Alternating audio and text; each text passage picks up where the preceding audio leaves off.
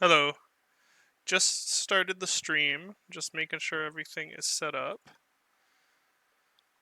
Um, let's see. Can you guys hear Dylan?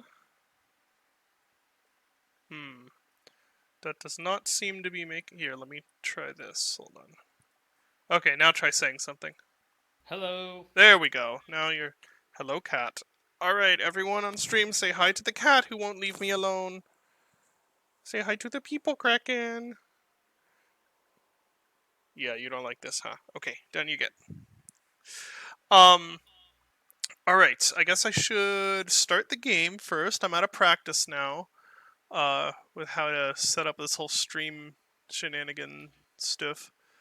You do Here we need go. to record or screen share with me. Yes. I will do that as soon as I have it started up. This might be the last Dark Souls stream. Well, not last Dark Souls stream. This might be the last Dark Souls 1 stream for the foreseeable future. I guess I might re-stream Dark Souls 1 someday, who knows. But we might finish the game is what I'm trying to say. Yeah. You missed the last two streams, Battle Hymn? Well, there was one stream that was basically just entirely taken up by... Oh, hold on. I need to plug in... my controller. It was basically entirely taken up by me fighting Artorias. So... As expected. Yeah. Alright, what plug does this use? USB-C. Oh, no! Everything's falling. Get that cord out of the way. So I know I'm really unorganized, but like, is it a common human experience that your life is just taken over with cords with various forms of USB? Yes, I'm constantly fighting my headphone cord. Yeah. Well, I got a wireless mouse on Andrew's recommendation. It's what is this thing? A Logitech G502 Lightspeed. And it's really nice having a wireless mouse and not having that wire in the way. Yeah, I bet. Okay, let's see. Share the thing with you. Not turn on camera. Share screen. There we go.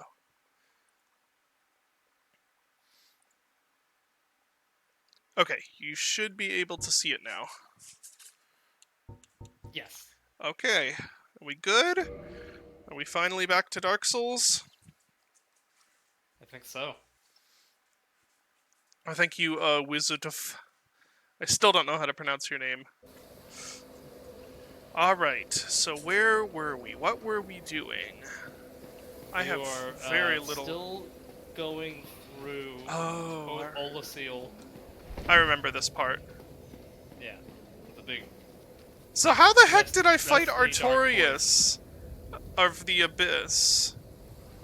But now, but he's not the... I fought him, it's like the beginning of the DLC, and I fought the guy the DLC's named after. Correct. That's weird. Next I'm gonna... we're going after, who made Artorias like that. The Abyss, perhaps? Yes. Okay. And yes, I guess we should address the elephant in the... Well, it's not really the elephant in the room, but, Gloomwood launched an early access. If somehow anyone in chat is not aware of that, Gloomwood launched, you should buy it and play it, because people seem to like it. I've been told it's very good.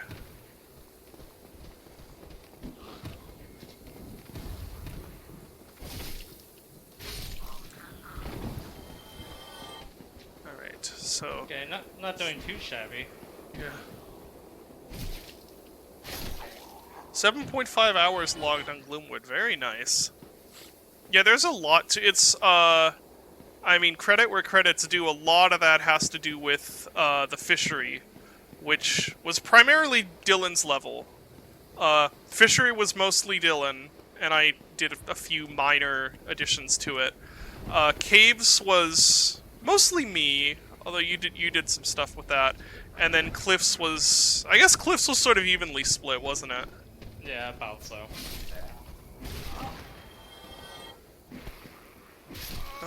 So if you hate the game being linear after the fishery, you can blame me for that, I guess.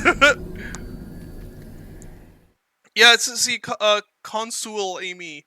Uh, that's kind of what we think too. It's like there's a lot to that game, so there's a lot for you to replay while you're waiting for the next segment. But some people really are not happy with the amount of content in Gloomwood Early Access.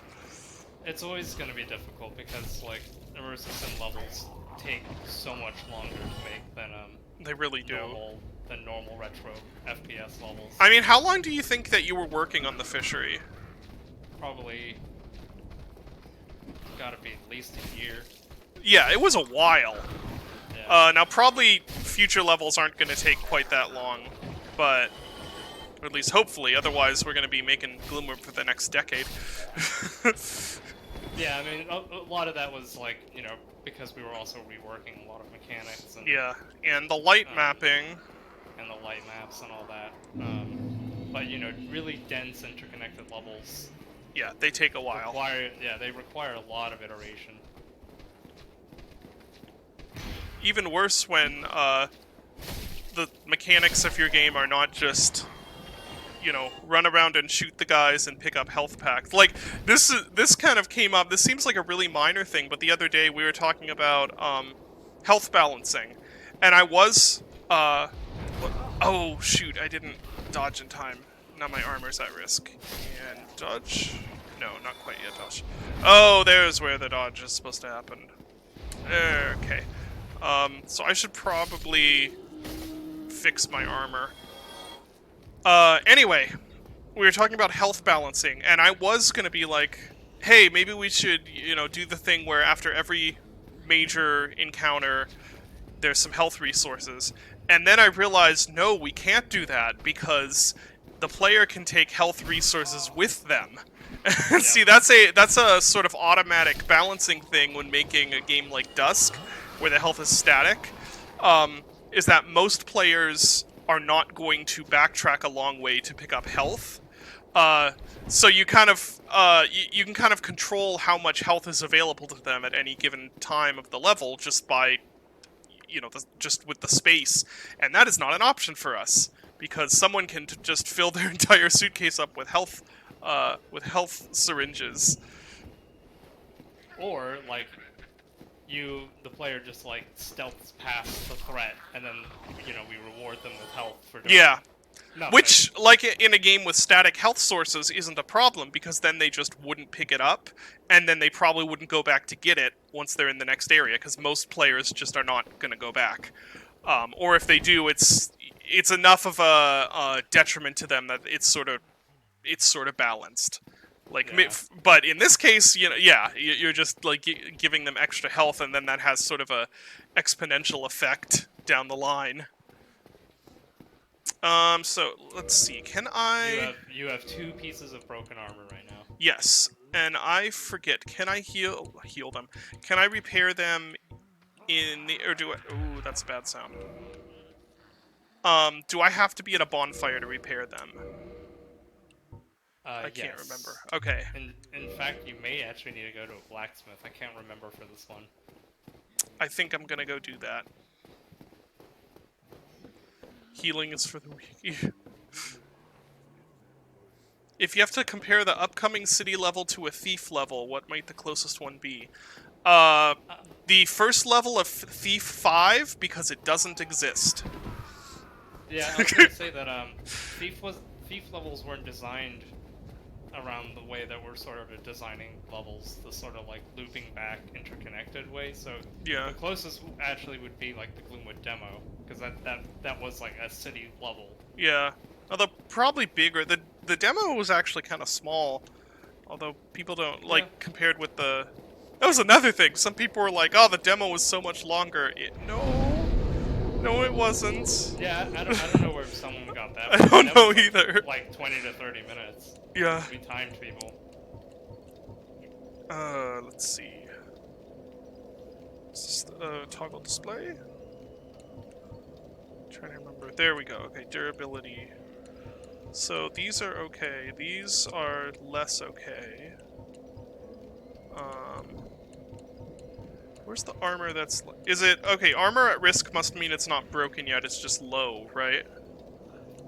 Let's 'Cause see these... here. Because this is what I'm wearing, and... Let's see, durability 75. Yeah, I think you've got. Let's see. Yeah, maybe try just repairing all the stuff, because you have the Yeah. money for it. Oh yeah, you're right. Yeah, I'm just gonna repair all of it.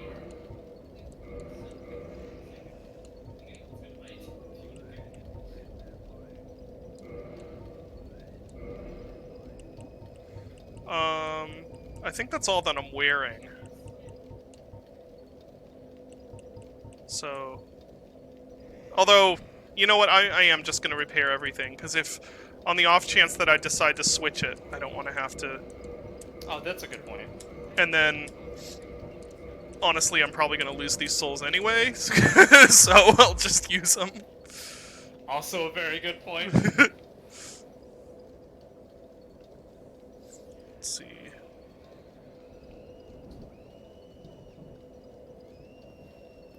Yes, stealth AI is... well, Dylan is the one who can really speak to that, how difficult stealth AI is to create. Yeah, I mean, it's. I don't think a lot of people kind of realize this, but we have to design the stealth in a way that makes it enjoyable for a lot of different people. Like, you know, we get a lot of people who have been playing Thief FMs for like years, being like the stealth AI is way too easy, and it's like, yes, you are playing the first 2 or 3 levels of the game. Here, wait, one. Sure.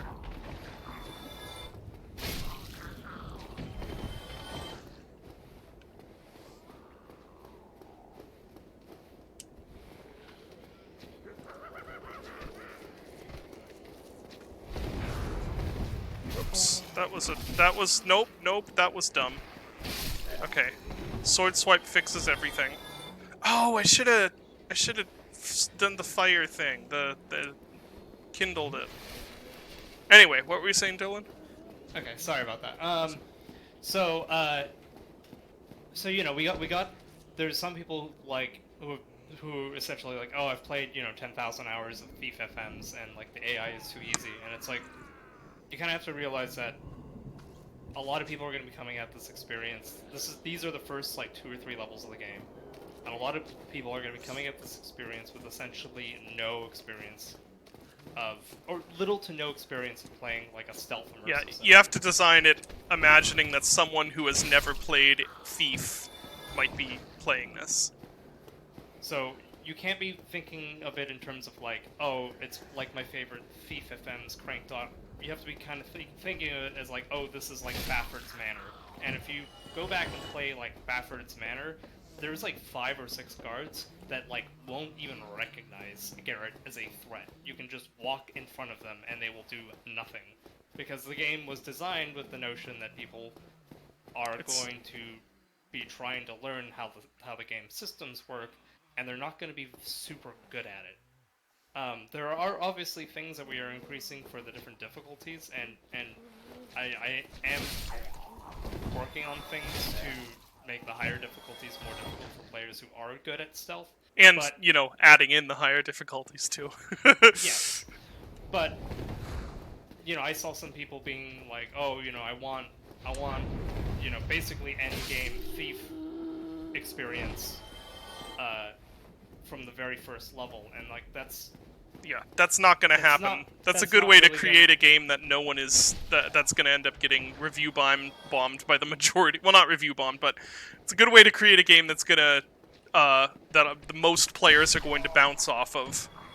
And you also have to recognize that that also leaves us very little direction to go. Like, if we start off with like all the super hard enemies at the very start, like, then we have very little tools to increase the difficulty over the course of the game. Like, we can't just throw like an enemy that's entirely unbackstabbable indestructible and like merciless at the player at the very beginning, because then what are we gonna do like midway through the game? We have to Mm-hmm. really make some like challenging encounters.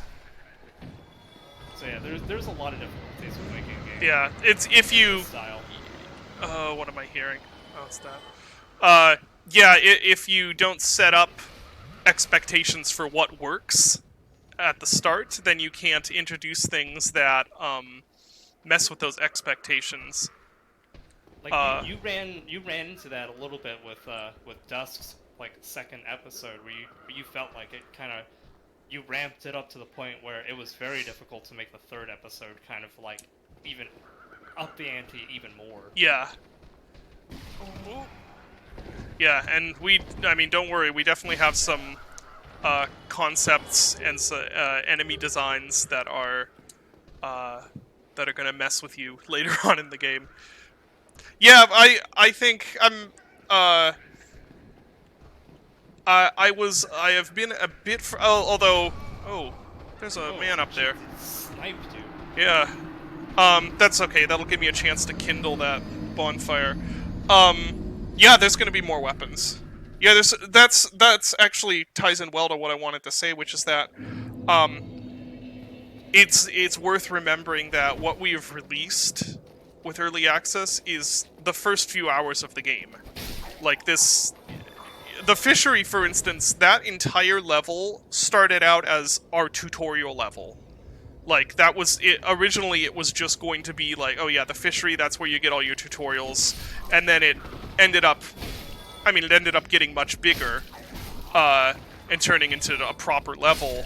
Probably the best level in the early access currently. But, the point is that, like, it's the introductory hours of the game. So yeah, for it, there have been some comments where people are like judging it like, oh, this is easier than the demo, or like this doesn't have this that was in the demo and stuff. Like, yeah, but that's coming because this is only the start of the game. Yeah, I didn't want to like introduce like we know the Crowmen are coming, and we know that like people really like the Crowmen because they are challenging in their own way, but I didn't want to introduce that like immediately off the bat because Right. they're kind of a it's fun for a while to stab the huntsman and see how they react now and set them on fire and all Yeah, that. and get a sense for what the rules of the game are. Yeah, and then like from there we can sort of like, okay, well now these enemies don't respond to backstab. These enemies can see in the dark and Yeah. all the other. I mean, and we do that a little bit in the early access, like when the huntsmen start And the torches. carrying torches, Yeah. and actually we're going to be adding a new variant of huntsman that's even more brutal than that soon. Yeah. But yeah, there's a lot of like there's going to be more enemies that are going to be added and more weapons that are going to be added, and from there, we sort of we teach you like the basics of the game, and then like how to use your tools, and then we want to start throwing wrenches at you once you're sort of comfortable with all that stuff. That's also why you're not immediately in the sprawling city levels. I did not even kindle that stupid bonfire. Okay. Although maybe we spend a bit too much. Ooh, okay, well that works. Maybe we spent a bit too much time getting to the city. I don't know. I'm pretty happy with it, but I can kind of see it from the perspective of someone being like, okay, but like when do I get into the big city that was advertised to me? And there's like several hours of. But our thinking was we wanted to show you. Well, first of all, we thought especially the cliffs setting was going to just be really cool. And second of all, we wanted to show you a bit, like, we wanted you to go on a bit of a journey before you got to the city. Yeah, I really wanted that, like, moment right. of, like, you coming over the cliff path and starting to see the tops of the city, like, towers, and seeing, like, oh, the whole, like, front gate and everything, and it to be kind of, like, memorable and, like, exciting. I wanted that moment to be like, oh man, we have finally reached the city. We are here. And then like once those gates open, it's like it's an exciting moment. Yeah. Let's use those. Or maybe I should use another to kindle 3 times. I should probably do that. Yeah, probably just kindle as much as you can. This part's hard. Yeah. I think I can kindle not 3 times, twice, right? Or can I kindle more than twice? I can't remember. You can kindle it up to 20 charges. So how many charges Okay. does it give you now? I think that will be... Well, first I gotta become not bacon. Become not bacon. Yeah. Yeah, the torch guy, lighting other enemies on fire, was very deliberately encouraged. Like, I can't remember exactly if that, I think that was that something that we had to deliberately add?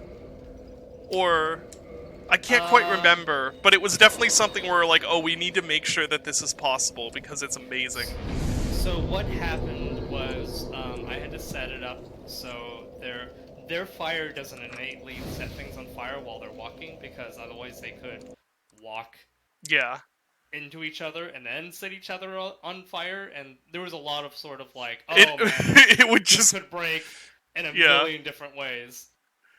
So I made it so we have that house sort of near the end of the early access. It's full of like explosive kegs, and I wanted it so like sometimes when they're swinging at you, they'll accidentally hit the explosive barrels and blow themselves up, and potentially take you with them. And the result, an unintended consequence of that, is that when they're swinging, if they accidentally hit another huntsman, they will set them on fire. Because their code is basically, when I'm swinging, make it so that the torch is allowed to spread fire to other things. And yeah, that's how that happens. We did notice it before launch, and we just sort of left it because we thought it was funny. Yeah, I couldn't remember the order, whether it was like, we came up with, oh, this should be something that could happen, or whether we noticed it happening and we're like, okay, we need to make sure that this is practical. I did turn Dylan's volume up, so it should be a little bit better now. And that's sort of a difficult thing, because fire is one of the new mechanics that wasn't in the demo. Oh, we didn't have fire in the demo? Well, there was fireplaces, like you could burn yourself by walking into a fireplace, but there was no fire propagation system. Okay, you know what I blew my mind? Sorry, real quick rabbit trail. What blew my mind is I remembered we didn't even have voice callouts in the demo. Correct. There were no AI voices. Yeah. It was just grunts. So when we did introduce fire, one of the things that sort of annoys me when a game adds a fire system is if it's like completely useless, because then it's not fun to use at all. Like my go-to for like, fire is awesome is blood, because I just love setting things on fire in blood, and everyone's running around screaming and on fire and everything. So probably right now the fire is a little overtuned, but it's so much fun though. Yeah, I'm kind of okay with that being a thing, just because it's sort of fun that way. And we can always, we can add enemies that are resistant to fire to prevent it being abusable later. Yeah. But right now it's just sort of, it's sort of fun to watch everyone run around screaming. Yeah, one of the most fun things to do is use the incendiary rounds and just watch everything devolve into chaos. I forget, there's probably not a point in early access where you'd even be able to see it, but do we still have contact fires in there? I can't remember if those are still in. They may have been disabled temporarily to get a gauge on performance. That would make sense. And they're probably not all that important, but basically, there are a few, like, environmental materials that technically would be flammable, so we did have a small system, where if you set, like, a flaming thing down on them, it would start a fire there. But yeah, I don't even think there's anywhere in the demo where you'd be able to see that. Because it requires, like, hay. Yeah. Flamethrower huntsman, yeah. Oh, it's so... the thing I keep thinking of is Gloomwood Fire is like, it's it's like the power level of Postal 2 Fire, where you start it and like every single living thing in your view is now going to be on fire. Yeah, it's so, and especially with like the Undertaker incendiary rounds, Yeah. it's very strong. And another reason why I was sort of okay with it being kind of too strong is that the biggest challenge for Gloomwood is trying to get people out of the habit of just using the cane sword Yeah, only. just backstabbing everything. Which is still a problem and still something we need to address. But yeah, I was okay with fire being a little overtuned because Yeah. it's still like encouraging people not to just use backstabs forever. Yeah.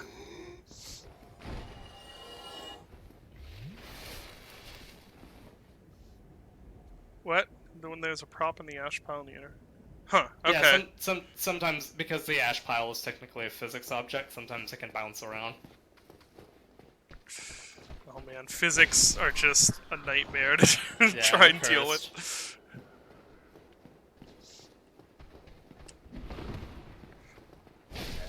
Okay, let's see if I can make it past this room this time.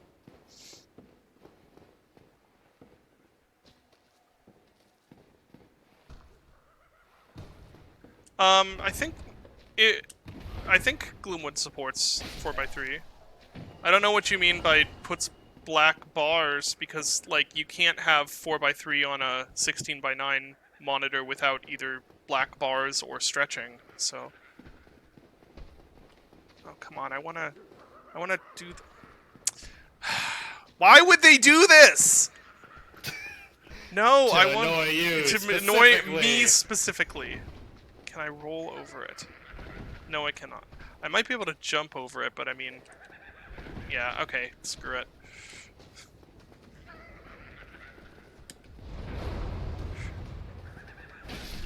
There. That's what I think of your little purple magic thing. Did you ever consider making the melee combat more robust? No. Yeah, if anything, we need to make the the melee combat less appealing. Yeah, it is not a melee game. If you are in a sword exchange, or if you are in a melee fight with somebody, well, I guess other dogs, it's a pretty good option, or the one woodsman, but like it's not supposed to be Dark Messiah or whatever. The biggest issue we had in the demo, not the early access, but like the free demo, was that the cane sword's block attack was way too strong. Yes, it was. I remember that. Which is very funny now because I've seen like several tweets of people not even realizing the cane sword has a block now,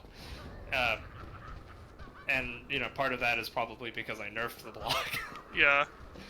Yeah, I don't really use it too often, but yeah, I think that part of the game is going to make a little bit more sense once there's more of it to play, and you see kind of like think of it. Think of the cane sword outside of it being a backstab pokey stick, which is extremely useful. Outside of that role, it's essentially like your knife in Resident Evil 4. Plus, the cane sword in the demo is the block was really good against the crowmen because they swung really quickly and you couldn't backstab them. Oh, true. Yeah, I forgot about that. That's probably another reason why it's not super strong anymore. Do you want to answer this question, Dylan? Which one? The most recent one. How does the light dark system function? Yes.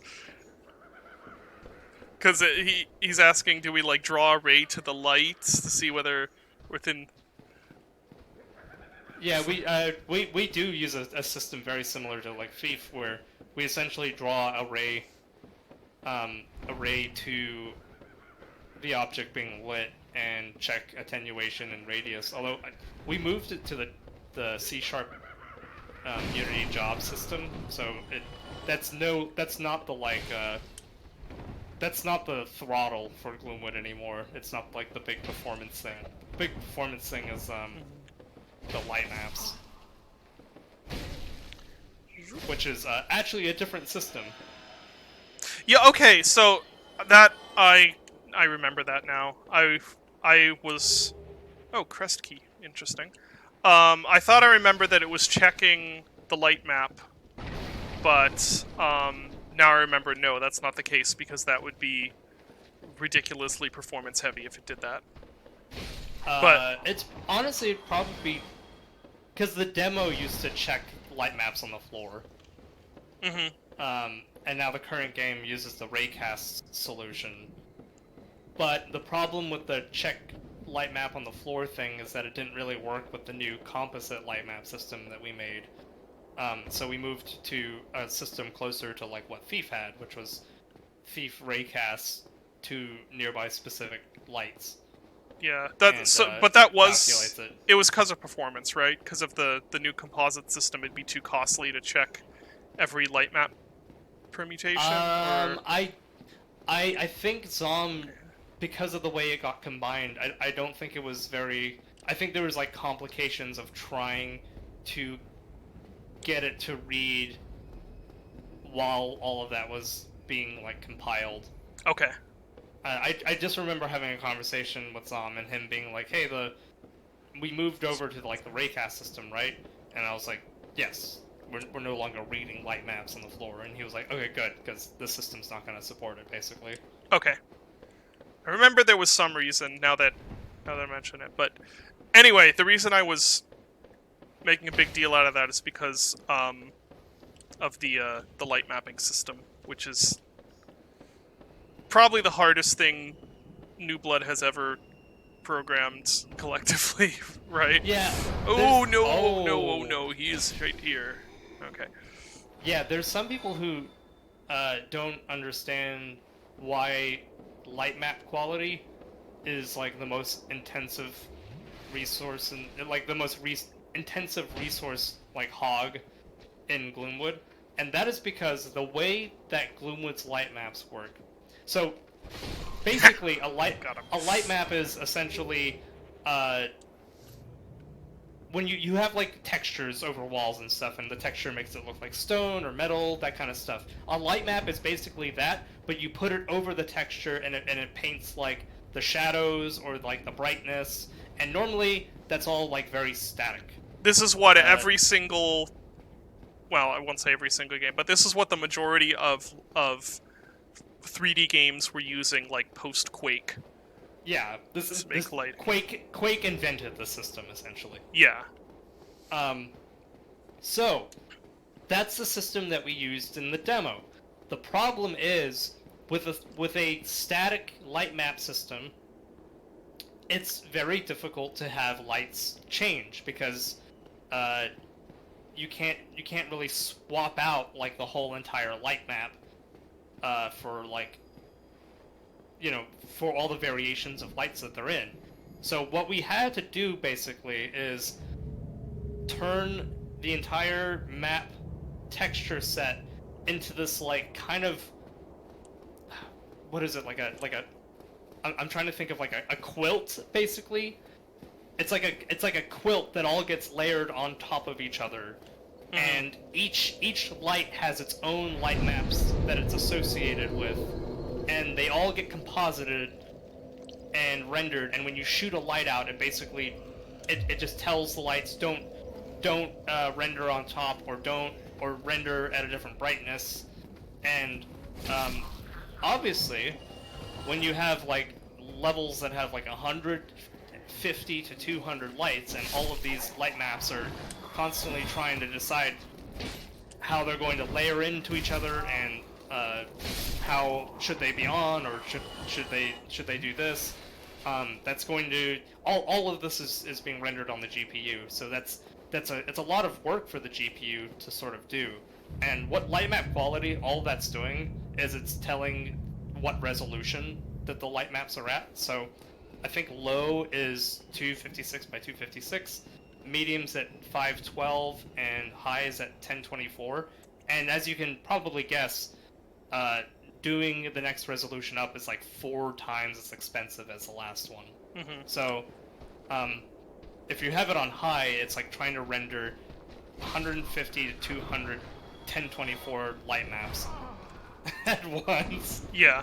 So an answer, in Enraged Octopus, yeah, basically. There's basically a different light map for every single, light. Well, actually, was the static optimizations ever implemented, or was there not time for... Okay. They were, So, although it's a little hard because ooh, great. There's two the of them. static optimizations are great for the levels that sort of don't need it. You were Ooh, that standing makes in a- smoke, in a- that makes in a- smoke, in that a makes smoke. Pile of death. Yeah. I love how these guys laugh Yeah, at you. they are having a great time. So, like, stuff like mushrooms doesn't change, so we don't really have to check those every frame. Because Yeah. they're just mushrooms, and they don't Or change. ever, really. You don't really Yeah. have to... Somewhere like the fishery is more complicated, because the two lights that are in the fishery are torches and electrical lights. And torches flicker and will go out when we add the water bolt for the Undertaker. And Spoilers. electrical lights, yeah, and electrical lights can be shot out. So all of those lights are, you know, dynamic type. Yeah, so obviously not many, but yeah, so essentially it's madness. Are we allowed to talk about the interactions with Unity regarding the system or not? I mean, it wasn't helped with. Because that's a that whole hilarious angle. story. Yeah. I think maybe we probably save that for down the road. For another time, yeah. When Unity can't, like, you know, send us an angry email. Yeah. You can shoot out lights. Yes, you can shoot out almost every light. I think the hanging lights you cannot shoot out, and that's just for balancing reasons, right? Yeah, So that we have a cage on them. yeah, so that we have like a type of light that we can guarantee will always be on, just to help us balance. But yes, otherwise, if you go into the fishery and get the Undertaker, or just go around with a revolver or whatever, and you can shoot out just about every light you see that isn't a torch. You can also explode them too. You can also explode them, yeah. This is something that we'll see more fun stuff happening as we get further into the game. Generators you can turn off and on, you know, stuff like that. Oh, that's guided also. Nice. Nice From Software. Why wouldn't it be?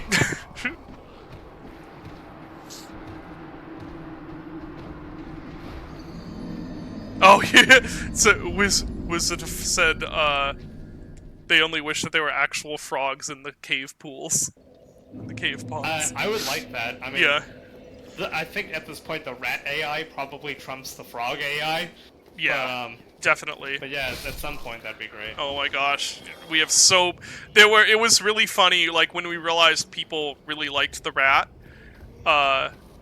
we were just sort of, like, everyone internally was throwing around ideas for, like, hey, actually, this would be a cool thing to do with the rat, and it's like, every single idea was the greatest thing ever. We were like, oh no, no, this is what feature creep feels like. Oh yeah. I mean, it's so funny that, like, within 24 hours the whole community named the rat. Yeah, where'd that name come from? It's such a weird name. No idea. I just started seeing Boobert come up. Yeah, I woke up, Like, like, I went to sleep and there was no rat name, and then I woke up and everyone was like, the rat is named Boobert. Yeah, I was like, It's like, it's okay. like, I made this game and I didn't even know he was named Boobert Yeah. already. Bubonic it stands for bubonic plague. That's amazing. Oh, those... Yeah, I have no qualms about it. I think Boobert's a great name. Yeah, it is. Ha.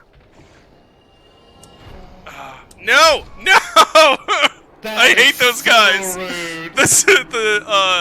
The stun lock. Yeah, we just fell into having the Gloomwood mascot. Admittedly, we sort of encouraged it by having that animation, the wily rat animation. Which I actually specifically requested You that did, animation. yeah. I was like, hey, because the rat does have lots of other animations, they're just not, implemented yet. But I was like, to Dom, who's the animator, like, I want this really specific animation where they stand up and like wring their hands. Like they're It's up very to no good. good. And I guess I can spoil this because I don't think we're actually going to do it, but one of my favorite ideas that was suggested was that if you could have the rat and like send it out and it would just go out and no one would pay attention to it, but then it would do that animation and the guards would be like, that rat's up to no good, and like follow it. Gianni would record that within like a heartbeat. Yeah. He's probably emailing me right now. It's a like, really good "We're doing idea. it." It's because I can hear it and see it in my head, and it's like in my head they like the rat like runs out and they just pay zero attention to it, and then it stops and does that animation, and they do that Gloomwood like click on, their view clicks on him, and it's like Yep. they turn yellow. It's like that rat's up to no good. Oh. Yeah, so many great ideas with the rat. So something involving the rat is gonna be added to the game, I think. Yeah, 100%. Oh, those Anna Orlando sniper-ass mages. Yeah, you didn't suffer that much from the Anne Orlando archers, but these Anne Orlando dark casters are, Okay, Yeah. to be fair, you walked right into that one. I did, yeah. It's the Patches of Gloomwood. Who was Patches again? Oh, in Dark Souls, you mean? That Patches? I guess so. We'll see. He's big. Okay, maybe we'll do it. I don't know. That was one of the ideas that I really loved, but it might conflict with. Oh, actually, no, that wouldn't conflict with the other thing, would it? The only one that I thought was the one that we talked about. That's sort of like, oh, it'd be really funny. And all these ideas are sort of like, they're not. Probably not super high on the priority list. No, definitely not. We have a lot of stuff to do that is high on the priority list, but we were joking about like, oh, it'd be so funny if you could put like the rat in your suitcase and he like eats your cheese randomly or moves stuff around in your suitcase and gets fat and all that. Like there was a lot of really funny ideas. It started, and then everyone starts feeding off each other, so it gets more and more complicated. Where like the rat grows in size and takes up more inventory, and then he like explodes out of the suitcase. You open the inventory and just giblets fly everywhere. Yeah. Also, based wanted Weapons of Fate reference. I think I'm one of the only people who actually enjoys the movie adaptation of that comic. Oh no! I keep forgetting that that's gonna happen. Let me see if... Yeah. There we go. Trying to carry the rat to the end like Wilson in Entropy Zero 2. Which, if you haven't played Entropy Zero 2, you should play it. It's pretty great. Oh, how am I gonna approach this guy? I do still have Pyromancy. Although, oh, I don't even have it equipped right now. If your timing's good, you have that, like, the pendant that can reflect dark magic. I do? Yes. You got it last playthrough, or last stream. Oh, okay.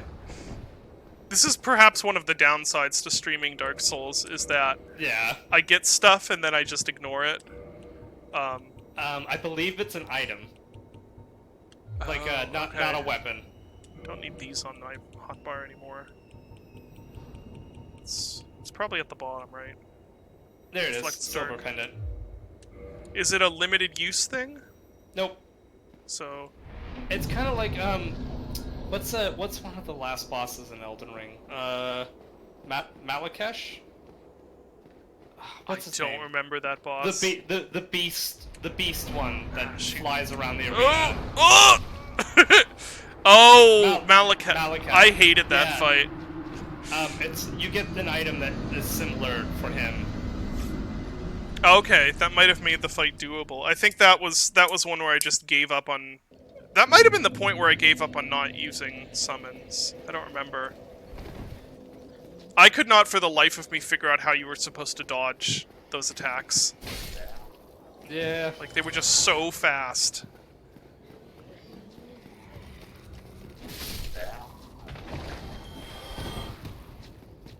Yeah, it was really not fun to do as as an ultra great sword user. Yeah.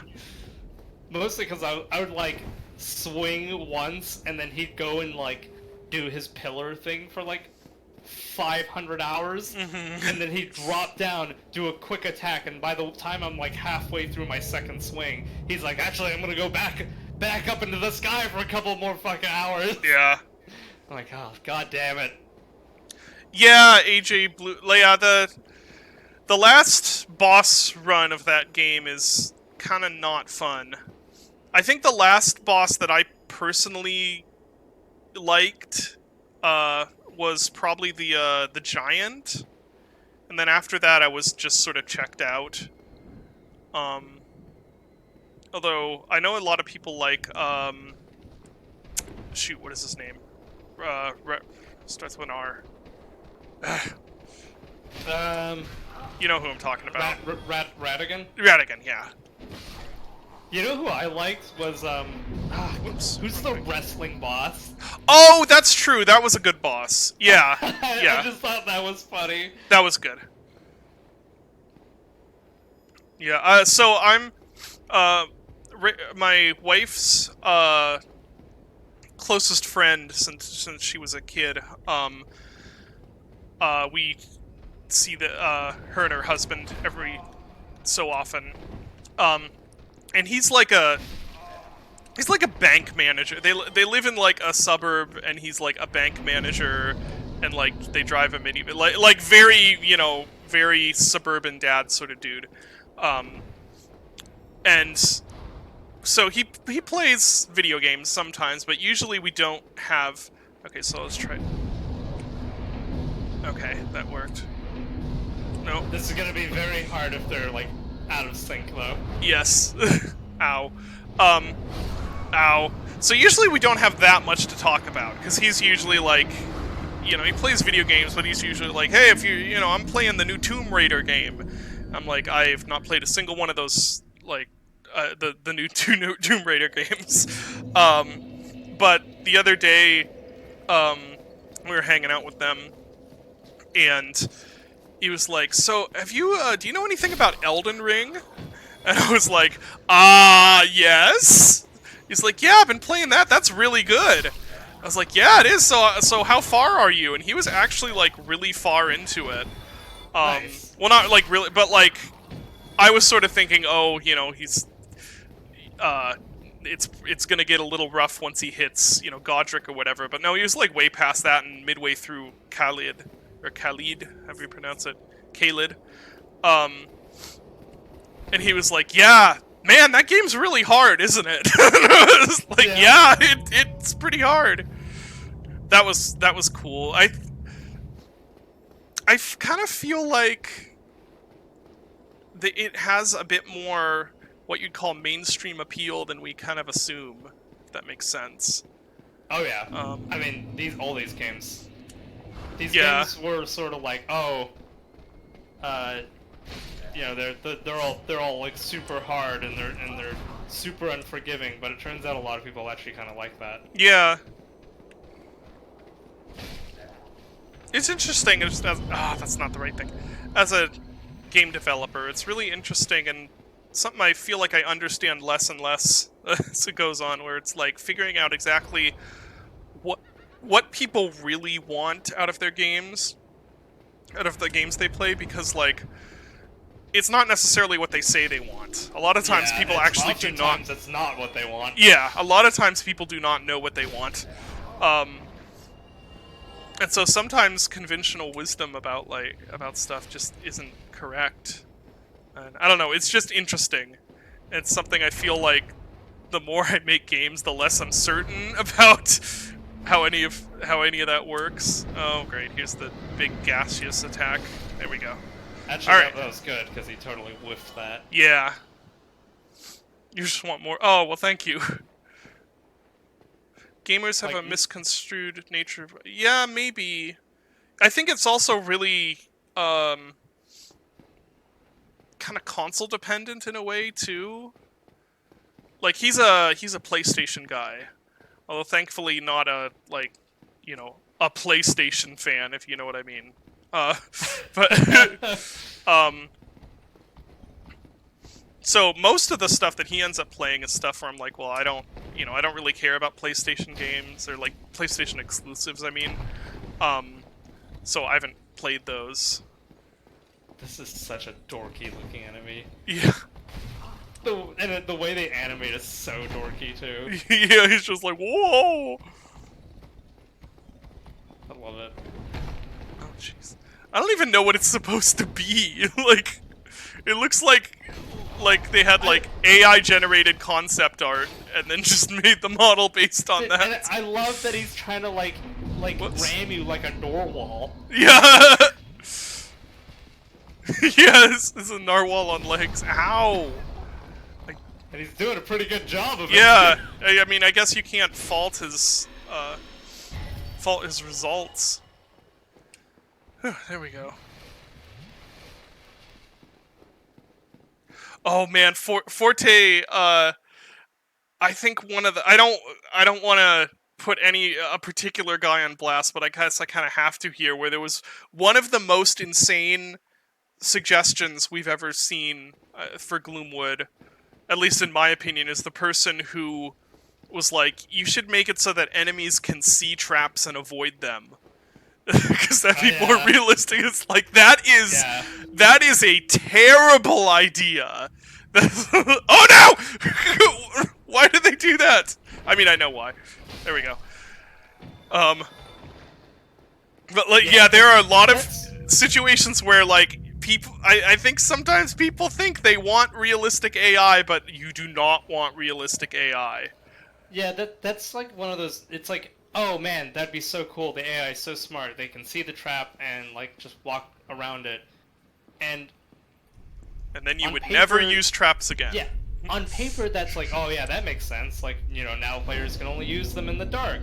But the moment someone puts down the trap and then the AI walks around it, they ain't gonna waste time doing that anymore. They're just gonna leave the traps and stick with like the cane sword. Yeah. So like, you really have to be. Those things are really. Those are some tricky situations because you really want to encourage people to sort of try new things, and you just kind of have to. At some point, you have to be like, what's better? Is it better if the AI is like realistic and smart, or is it better if the AI is fun to play with? And yeah, you know, that's always the big challenge, is sort of trying to find where that line meets. Like, you know, all stealth games have to sort of deal with that, including Thief. Like, you know, the AI in Thief has like bumbling moments too that are purely designed to like make them more fun. Yeah, Goat Priest, the example that I think what for me was like, here, I'm actually gonna turn my mic down a little bit. It looks like I'm peaking a little. For me, the perfect example is Far Cry 1, because that is a game that most people say the AI is like, they have like, you know, they're not telekinetic, they have like X-ray vision and stuff, and it's like so unrealistic. But if you actually sit down and think about it, Far Cry 1 AI is super realistic, because these are guards who their whole purpose is they're supposed to be guarding an area, and you are a guy in a Hawaiian shirt, and so moving around in bushes. So in real life, yes, they would totally be able to spot you, like, you know, however long, like half a mile away, if they're actually looking, and or you know, if you go behind this tent, I know this is a bug, but like if you go behind the tent, they'd be able to be like, well, he's probably behind there, spray through the tent. Like, all of this is actually very realistic, but it also makes for frustrating video game AI. Yeah, the tent bug is, but even there though, like imagine like go play Hunt. Play against like an actual human being, and you'll get shot through walls constantly because they saw you go behind a wall, and they're just like, "Oh, well, I know he's probably around there." Boom. And of course, that's not to say that like, oh, we think the AI is perfect, because like obviously it we're still gonna work on it, and there's still parts of it Yeah. that we're not happy with. I'm only noting this because the design that I try and go for isn't Oh, that's cool. Does this seem like super realistic? My design is usually, does this make sense, and is it fun to play against? Yeah. Oh. Yeah, Chris Roland. Yeah, fear is, which is really, I mean, that's kind of how you do AI, for the most part. Is you're trying to, you're not actually trying to make something that's realistically smart and has realistic decision making. You're trying to make something that is fun to fight against, and makes the player feel like they have realistic decision making. If that makes sense. Yeah, I've definitely seen a lot of like replies being like, "Oh man, the fear AI is like, genius. Like it's just the AI is so brilliant," and so many people outside like the little game development circle don't realize that all that shit is smoke and mirrors. Like they make the decision to like go a specific way, and then they're like, oh, this other AI is kind of going the other way. I better make it look like I'm shouting that I'm flanking. Yeah, it's all really voice cues. Yeah, it's just about it's all readability, and that's amazing. none of this is. I mean, this is not a slight on Fear AI. That's actually, they did it really, really well. Yeah, like that's so how you smart. do it. And it. Oh, there's ghosts. Oh boy, there's ghosts. Same thing with like Half-Life 1 versus Half-Life 2. Like Combine AI is actually pretty good. With a few, like, there are some quirks, but like it's actually quite good AI. It's just that it doesn't kind of, well, for one thing, there a lot of people complain that they can hello, okay, the hi, oh, the cat, that they can shoot while moving. But another thing is, like, their voice callouts are not nearly as obvious as in Half-Life 1.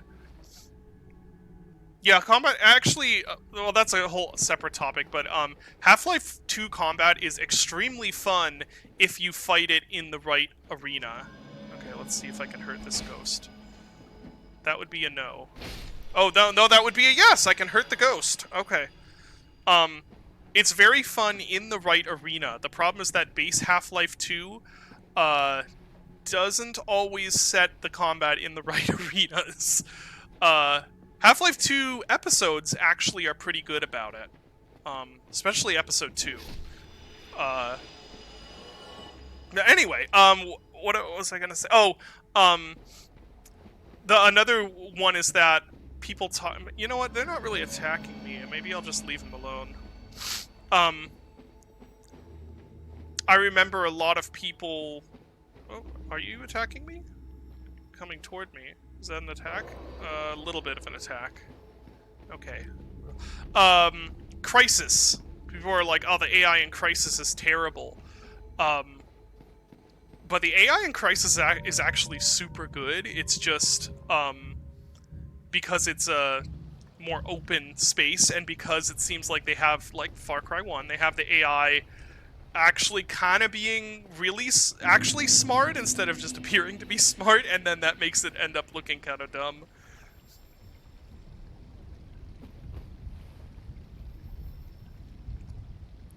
Yeah, House Ambush in episode 2 is really good. Actually on Highway oh, I know where we are. Yeah, this is the Royal Wood. Okay. Let's go. Where is the... I think there's a bonfire in here, isn't there? Or... Well, this is where I fought Artorias. Oh, hey. What's this? You... Is that not The soul of the man who fell on this spot? Yes. He was a dear friend. Would you be willing to part with it? Okay, is there any reason I shouldn't do this? Shoot, I don't remember what actually happens. Okay, well, I'm gonna do it. I'm gonna do it. No, the airboat sequence is not the worst part of Half-Life 2. I will fight on this. Water hazard is... I no longer need it. It's good, except for the parts where it's not good. May the Lord But most of it is good. It's just they needed to cut some parts of that. May the Lord Okay. Also, I strongly feel that the worst part of Half-Life 2 is Root Canal. Oh yeah, there's this bonfire. Nice. Yeah, both you and Dave really like the airboat sequence, right? Yeah, I mean, I wouldn't say I really like it. I think it's, when it's good, it's really good. Just like the rest of Half-Life 2. It's just that there are parts in it that really needed to be cut. But there's some really cool parts too, like the final battle with the gunship is, I mean, honestly, the whole lead up with the gunship and the battling it is really cool.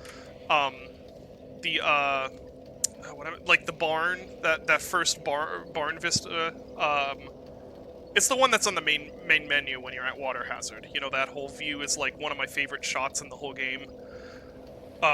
Has some fun combat bits, has some fun like ramping over stuff and stuff like that. It's just there's a bunch of parts that needed to be cut out. And I'm also extra fond of Water Hazard because it feels so nice to get outside of the sewers fighting manhacks to get to go into this like wide open outside space and not have to fight any manhacks for a while is wonderful. All right, let's go back down here. No, my favorite chapter in Half-Life 2 is Highway 17, which is the other vehicle section. That one I can't fathom why people don't like it. Because it's just, I just love the encounters are really fun, the atmosphere is great, the whole setup of like driving along and having these optional houses to go in is really cool. Yeah, ooh, that's the wrong thing. That was the wrong elevator. I think, at least. Wait, was that the wrong elevator? Yeah, that was the wrong, because I need to go back down into the grimy grime underground. Where was that? Where was that? Was it right here? Is this the elevator? Yes, this is the elevator. Okay. The airboat section made you nauseous. Fair enough. Obviously, my favorite section is Ravenholm. Half-Life, yeah. Well, Ravenholm is certainly up there for me. Ravenholm's fantastic. Not just the setting and atmosphere, but also, it's just really fun to play with the gravity gun. And it's honestly a real shame that, is this backtracking? This might be, I think I have to go down there, don't I? It's a real shame that you kind of have to go out of your way to use the gravity gun after that. That's really the only part of the game where you're really probably practically using the gravity gun in combat. But it's so fun to use. Yeah, every time I think about that, the Ravenholm arcane game, I get really sad and frustrated. Because, boy, that would have been good. Like, that would have been so cool.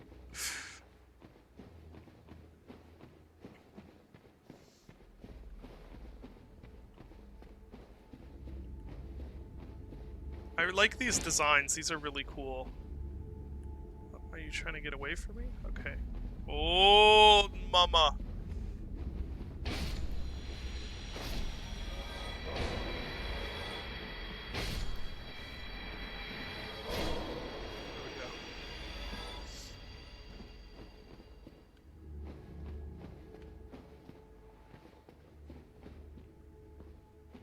there's a cool mod. There's a cool Half-Life 2 mod called Downfall, which is it's like 30 minutes long or something. It's really short, but it has some really fun gravity gun action at the beginning. It's worth playing if you need more flinging stuff with the gravity gun.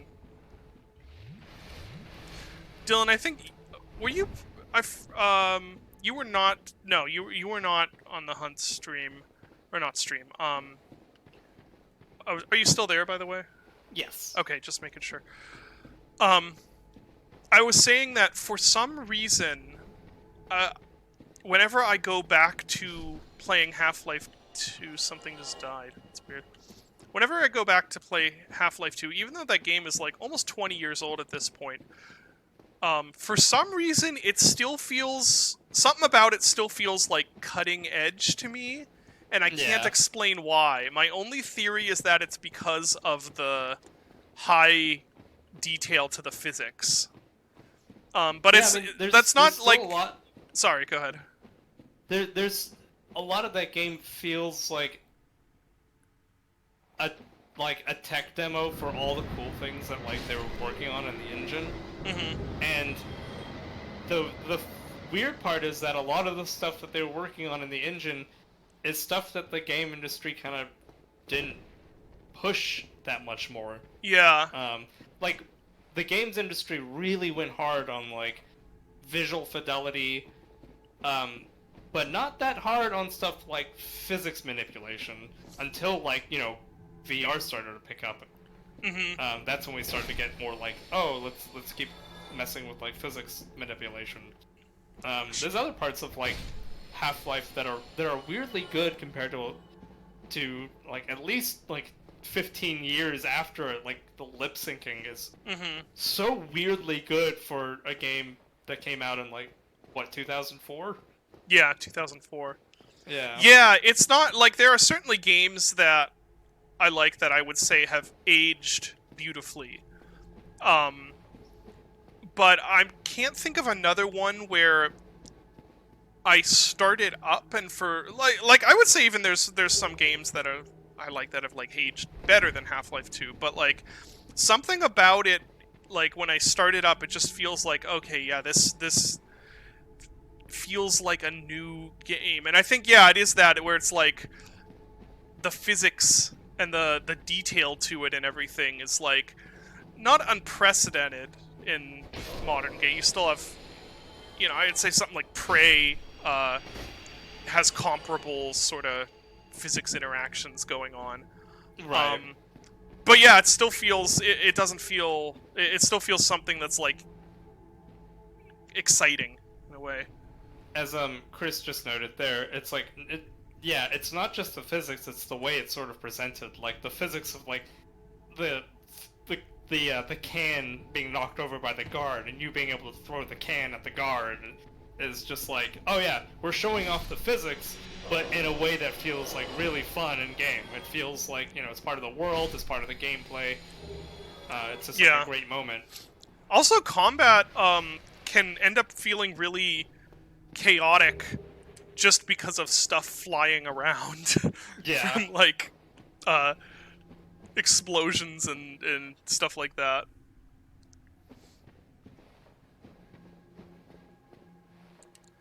I don't actually think the gunplay sucks, to be honest. Uh-oh. I think it's kind of overhated, but... And it doesn't really have to do with the gunplay as much as it has to do with some of the encounter design.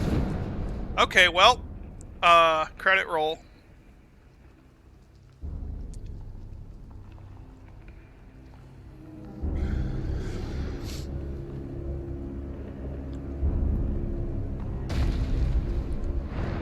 Ah, Queen Elizabeth II. Queen Elizabeth II. Timely joke.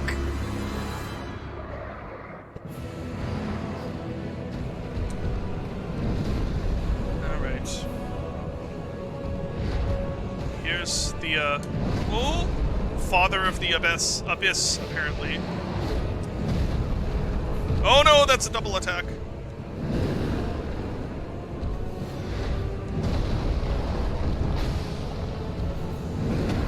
Oh, jeez. I can't even enjoying see. the screen right now. Yeah, I couldn't even see anything. Okay, now we get to figure out where the last bonfire was and how I get back to where I just died. Because I'm right here. So, yeah, Probably backtrack. this way. And then there was a whole lot of dark cave, and I really don't... Wait a sec. Yes, backtrack this way. Yeah, if this was a Thief game, the map for that whole, like, abyss area would just be, like, Question marks. marks, yeah.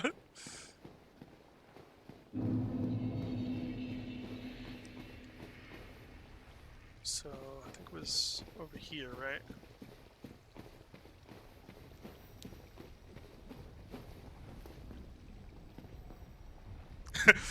When you look into the abyss, it looks back at you and does a crushing attack over and over. Oh, apparently Oh, no. I didn't bring the elevator back. Crunch. Don't worry, it caught you.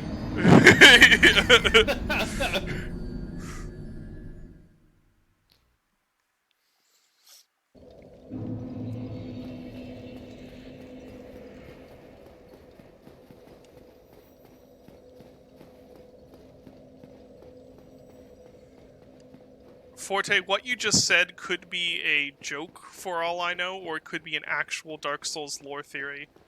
It is actually a theory. It is really incredible how much of this game I have played and how little I understand any of the story.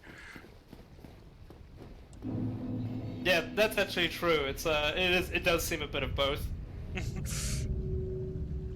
Fast rotations. Dodge. He is basically like an Elden Ring boss. Oh boy. Time for that dodge rolling practice to pay off. They are giving me all sorts of humanities. And they look like humanities also. They're actually quite cute. It's a shame that I have to slaughter them.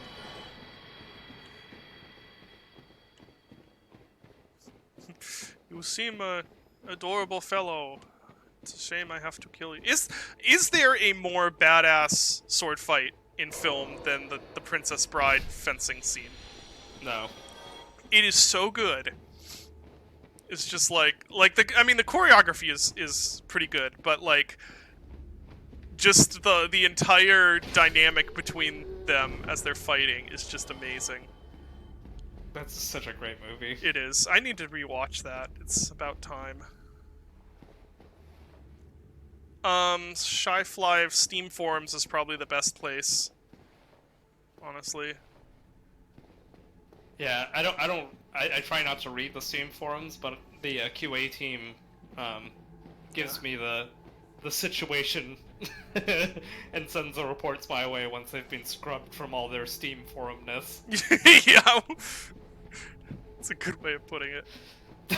Rob Roy, is that the one that's like a super realistic fencing scene? The Rob Roy one?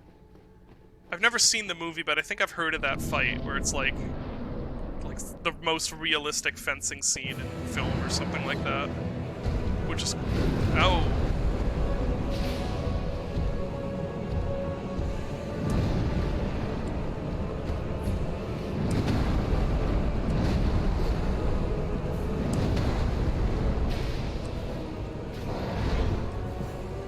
Alright. Oh, really? Huh. I guess I gotta dodge a little bit sooner than I think. Yeah, you can really see the Elden Ring coming out in this boss. Yeah. Wait, you like Willow more than Princess Bride? Really? Huh.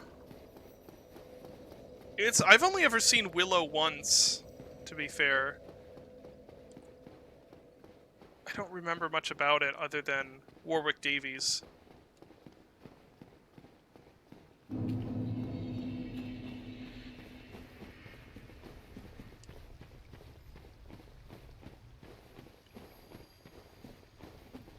Okay, so don't fall down the elevator shaft. There we go.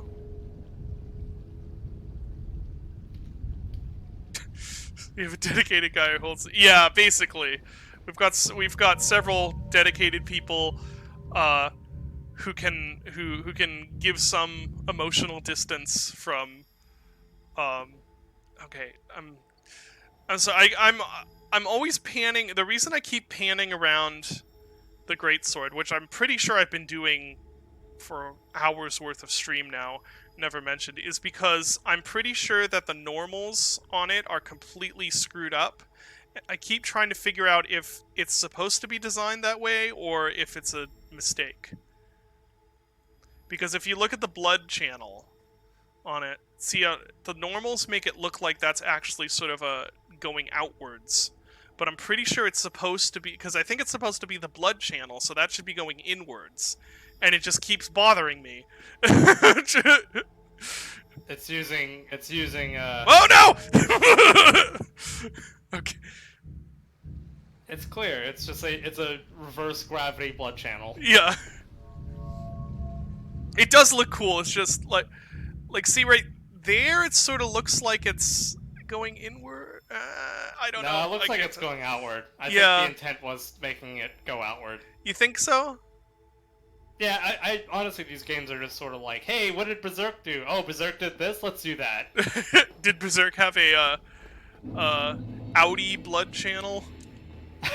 you make that sound like a belly button. Like, Yeah, do exactly. they have an innie or an outie? Yeah. Well, that it's better than going with the prolapsed blood channel. Oh, come on! So, maybe that's too spicy for Twitch streams. That's getting more into Hunt Showdown with the Boys territory. Yeah, Hunt Showdown with the boys. Oh man, if you guys just want to hear the stupidest jokes, like locker room jokes, blood showdown, Hunt Showdown with the Boys. Andrew cracks me up. Yeah. Yeah.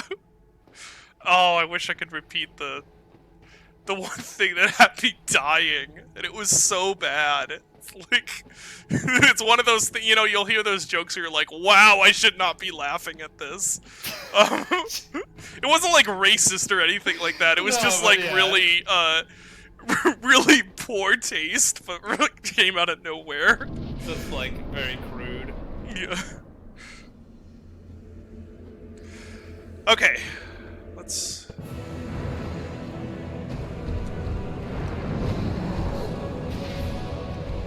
Oh, I thought that was a wind-up.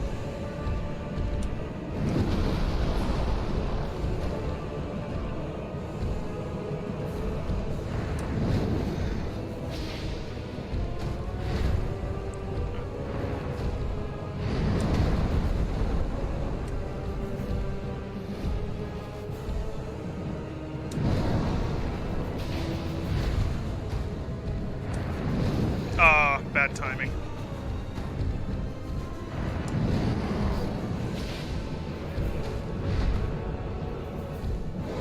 Man, going from like a gaping drag into this. Yeah, right? Oh man, yeah, thinking back to like the Gaping Dragon, it's like, wow.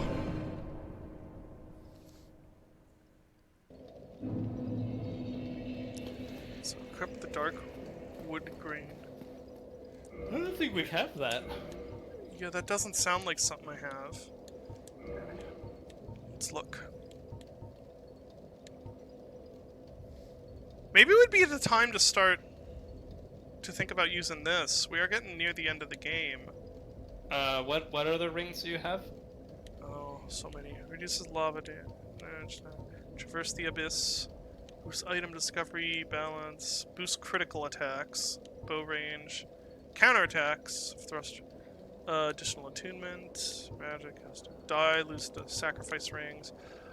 Defense while HP is low. Fire defense. Defense. Oh, and that's it. Oh, you're using Havel's ring. Okay. I kind of need to use Havel's ring right now because I don't want a fat roll. And I think I checked and I need that to not fat roll. But maybe So This is- Ring of Steel Protection is the one that would go. Yeah. What do you think? I don't know how. Let me look up how much Steel Protection gives you. Okay, yeah, maybe it's worth comparing. What is the worst thing about Steam forums? All of it. Well, there's that, yeah. People can be kind of nasty. Not all the time. And it depends a lot on the game, but I feel like out of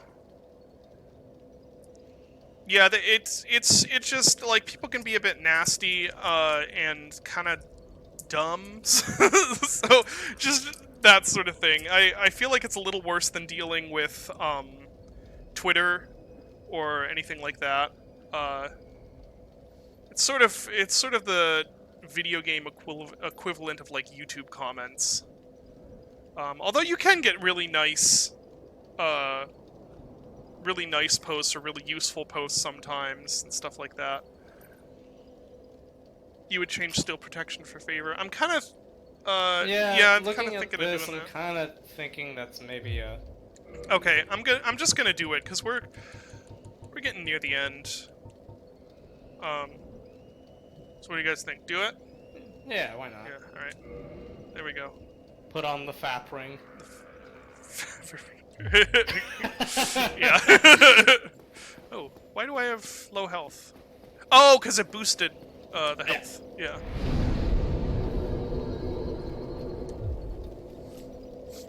Yes, Steam forums are still a thing. Man, oh, you want to see some. You want to see some toxic waste. You go on the Steam forums for like a big new release, like Elden Ring or something. Yeah, exactly, Forte. And it can be kind of frustrating as the person who has to moderate the forums. This is more like for like my own stuff. I don't really moderate any New Blood forums or anything like that. But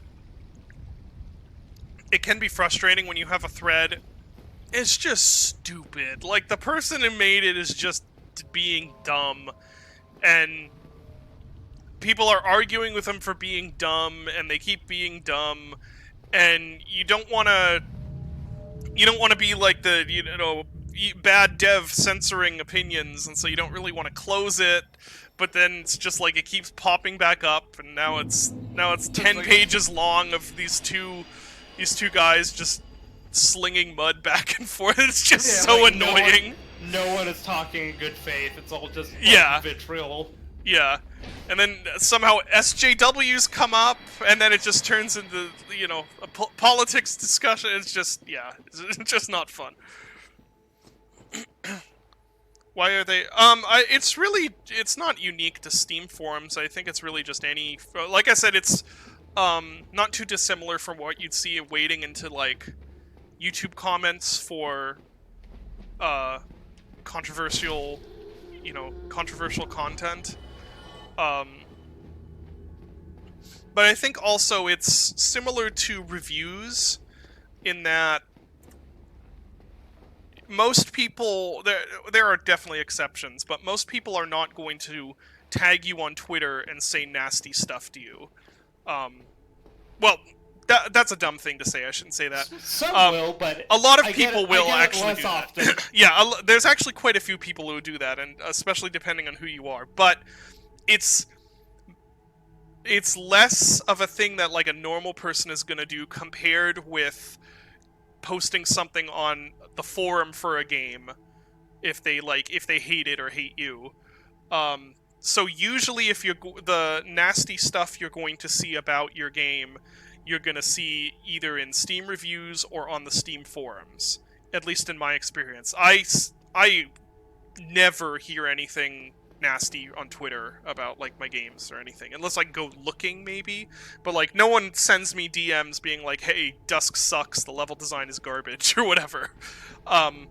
You mostly see that through Steam forums, or reviews. Again, in my experience, there are definitely... I think it depends a lot on your situation, because there are certainly people who get tons of abuse on social media. Just in my case, that doesn't really happen. Yeah, and you know, because we're game developers, like of course Steam's gonna be the place that we see Yeah. the brunt of the waste. Yeah.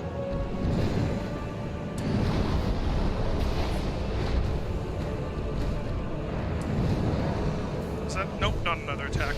Okay. Oh! Okay, that was a fake out one. Wow, that's an attack on the camera. Attack on the camera. Yeah. Did camera health damage? Yeah.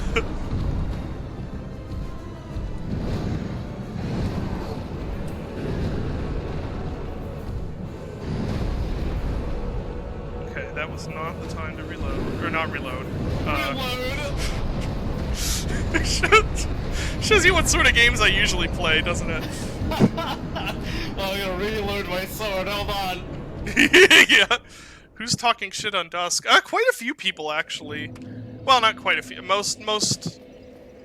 according to reviews and any feedback I've gotten, most people like Dusk, but there are always going to be a selection of people who do not like a thing. And when you've reached a large and a relatively large audience, then that selection of people is going to be more than just a few dozen or so. And they will be very vocal about it. Yeah. Yeah, I think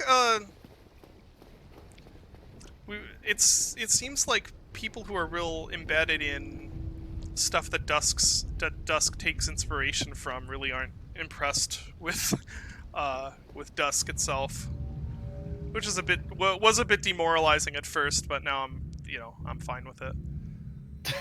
Does it make you feel better knowing that the Gloomwood's saying the same thing? Yeah, same deal with Gloomwood, where a lot of the negative, well, not a lot, but there's definitely negative feedback coming from people who are real embedded in like Thief and stuff, because it's not Thief, and because it's not really catering to people who are really good at Thief. So yeah. It just be like that. Yeah, it kind of does. Working on getting all the... Oh, my apologies for trying to get, whatever the one is, I forget what we called it, but the one where you have to get Pacifist in every level. You might have fun with that. When do you expect to release the Dusk update? What Dusk update? You mean like the SDK stuff? I'm not working on that, so I don't really know. That's Zombie, who had to be taken away from that for a little while to help us with the... Okay, that's not a double attack. To help us with the Gloomwood light mapping. And by help us with, I mean code it.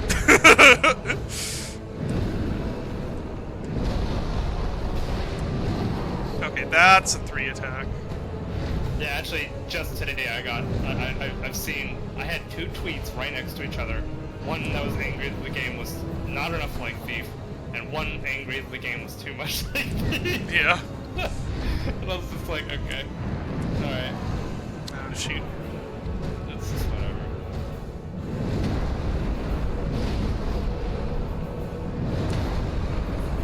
Oh, you saw a Japanese guy. Man, I'll tell you what. It seems like every like article or stream or video or anything that comes from a Japanese fan is always just of New Blood stuff is always glowing, like, which is awesome. It seems like Japanese players always love what we do.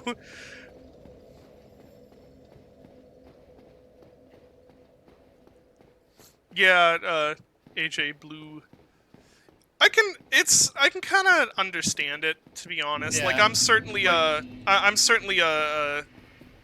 very nitpicky about stuff that's special to me. I think internally, one game, like Fear, is one game that a lot of us are really nitpicky about. It's like, I think it's reasonable to have those things you really, really love, and then it's hard for you to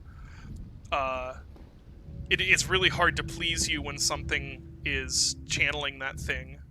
But Yeah, and like I totally get that angle too. Like I get being protective of, you know, something like Thief and mhm. having like reverence for it.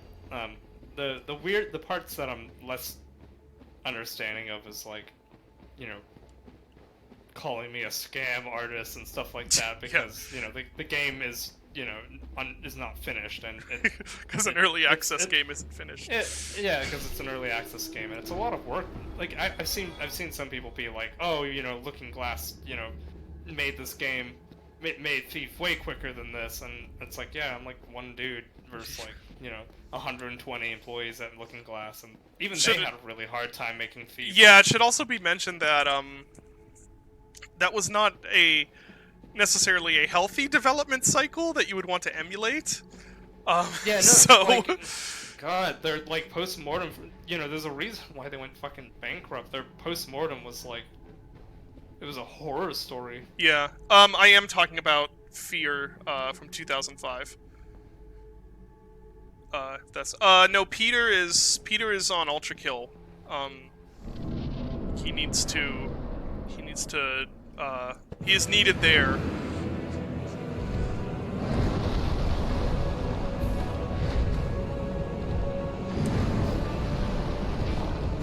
Did I hit him? Yes, I did.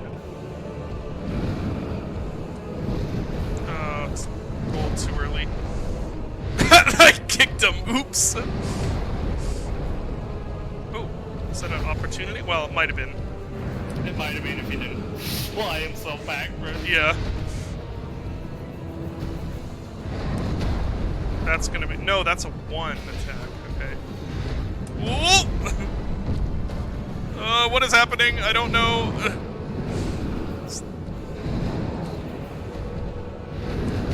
Ah. That's an opportunity. Okay.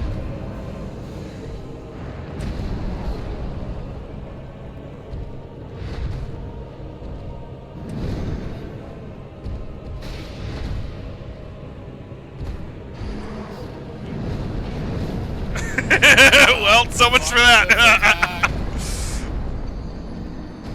Wait, Andrew's in the credits for Gloomwood? What did he do? Yeah, Did he do some sounds? Yeah, he helped Okay. me with some of the like Countess filters. And, Oh, right. Just Yeah. like, you know, various odds and ends. Like just helped with some audio design in some places. Yeah. As we've talked about before, there's a lot of cross-pollination in New Blood projects. Found the credits, did ya? Yeah. Was there anything right in the second Fear game? Was there anything right? Wouldn't the combination of everything right in the first 2 games just be Fear 1 again? I had like not an argument, but sort of like a tease fest with the guy who's making Compound Fracture because he thinks Fear 2 is a better game than Fear 1. Oh, that's a terrible take. Oh my goodness. Yeah, and I was just like, oh my god, dude. It's just so funny. Man, I hope that Compound Fracture isn't going to be heavily Fear 2 inspired. I don't think it is. I'm looking forward to that game. It looks cool. Yeah. Everyone's allowed their one horrifically bad video game take. Except for me, I am allowed unlimited ones.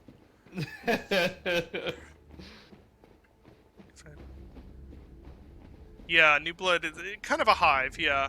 Although there's certainly, like, there's certainly people who work more on, like Gloomwood is very clearly a Dylan project, for instance. You just do that for Twitter clout. So, it's kind of half and half. Well, not really. So, any outrageous opinion or joke or something that I post on Twitter has some... Well, I shouldn't say any joke. Like, sometimes but any, like, opinion-based joke or opinion that I post on Twitter has some basis in reality. But sometimes I play it up a little bit for, you know, like the New Vegas thing. I don't actually hate New Vegas, or think it's terrible or anything like that. I just don't like it quite as much as other people do. And I do. Sometimes it's yeah. fun to poke the bear. Sometimes. Yeah. Oh yeah, I mean Bioshock Infinite being terrible is a fact. Yeah. Bioshock's another good one. Like, I don't hate Bioshock, I just, wasn't really into. I only played a few hours of it and was just like, I'm not really into this. I legitimately hate Yeah, Bioshock. Dylan, however, yeah, I've not played Infinite. This one is not going so well. Yeah, he's spacing you right now. Yeah. Okay, let's... Whoa! There we go.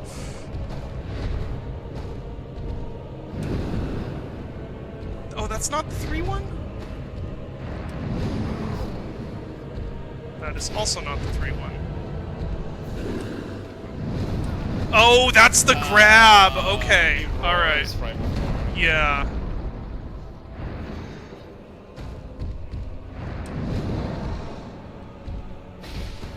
Look, I can understand people who like Bioshock. Well, I can't understand them, but I guess I can sympathize. So you can suffer them. But you know, if you like a game, you like the game. I'm not gonna pretend that they don't like the game. Oh, that dodge just was no good, was it? Oof. Oh no, that's a new attack. What does that do? Oh, it kills me immediately. That's what it does. Oh no. That's when the pendant is useful. Okay, I still have that on my hotbar, I think.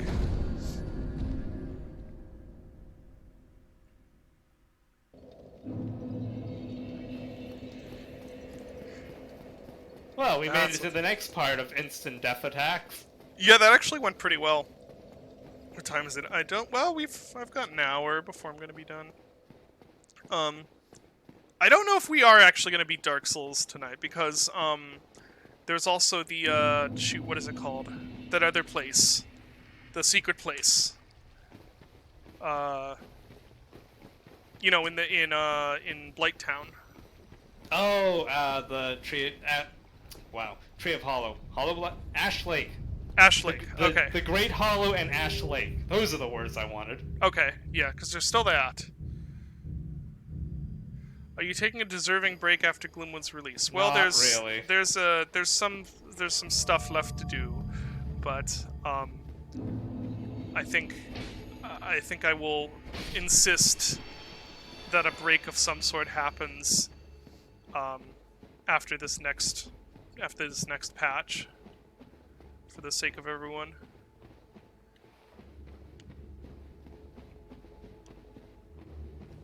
Are roguelikes oversaturating the indie market? I don't think so anymore. Whoa! Oh my gosh! God, he destroyed your Holy health bar. crap, that takes so much health! Oh my goodness. Yeah, some bug fixes and addressing some things that can be addressed, reasonably. Oh, jeez. Why did I roll? No, I don't think roguelikes are... They're still around for sure, but I think actually we're seeing the needle start to move the other way. I'm definitely seeing a lot more games with bespoke content than I would have seen a few years ago, which is, in my opinion, is very good. I sincerely doubt that roguelikes are ever going to completely go away in any form. They're just too cemented in the market now.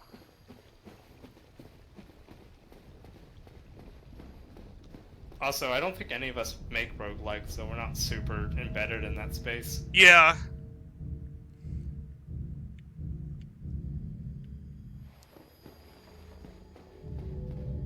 Send the elevator back. Kill this one dude. It's just... I could probably just run past him, but... I don't know. It seems like letting the ghost humanity win.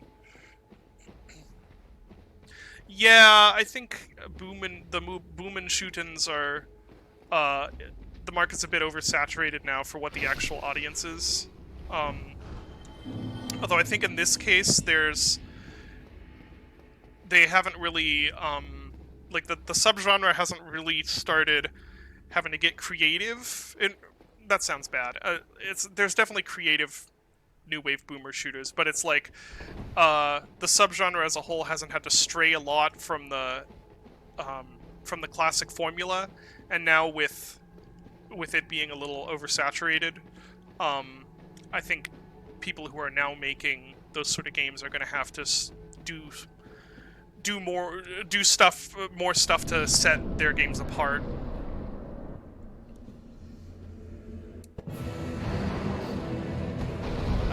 Is Lumen content so far a complete chunk? It's like a complete playable chunk. Right, that's the graph. We're probably going to be doing some changes to the cliffs and stuff. There's a couple more secrets I wanted to add, and some changes to make the level design a bit more interconnected, since that's been some of the complaints. So there'll be more like polish and stuff, but in terms of like content, the next big stuff is like the tavern and the market district. Well, the tavern isn't really even a big chunk. The next big chunk is definitely the market district. Yeah, the tavern is more, it's the nature of the enemy that's in the tavern that's the hard part. Did I just press the wrong button? I think I did.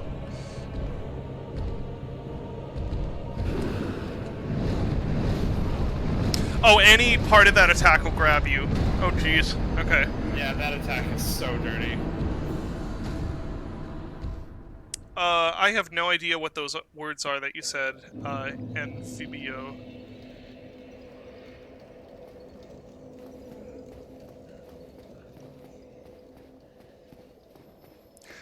Yeah, Chris, that's kind of what I mean, is that, now as things are more competitive, then individual games are going to have to branch out a bit from just doing, hey, it's Quake, but it's a new game. It's a great time to take like a boomer shooter kind of concept and then roll it into a different genre that like you don't normally see. Yeah. Like kind of like what Hakita did with Ultra Kill. Yeah. Yeah, true. I'm personally really interested in, like, I think I'm gonna miss the boat on this one, probably just because of time, the constraints of time and inspiration. But I think it'd be really cool to work on something more heavily inspired by late or like early aughts shooters, or like late 90s. Maybe not a real literal throwback the way Dusk was, but I would be really interested in doing something that was more like a Half-Life style of game, or at least using some of those basic ideas. But I think that someone else is probably gonna get there first, just with the way things are moving, which is okay.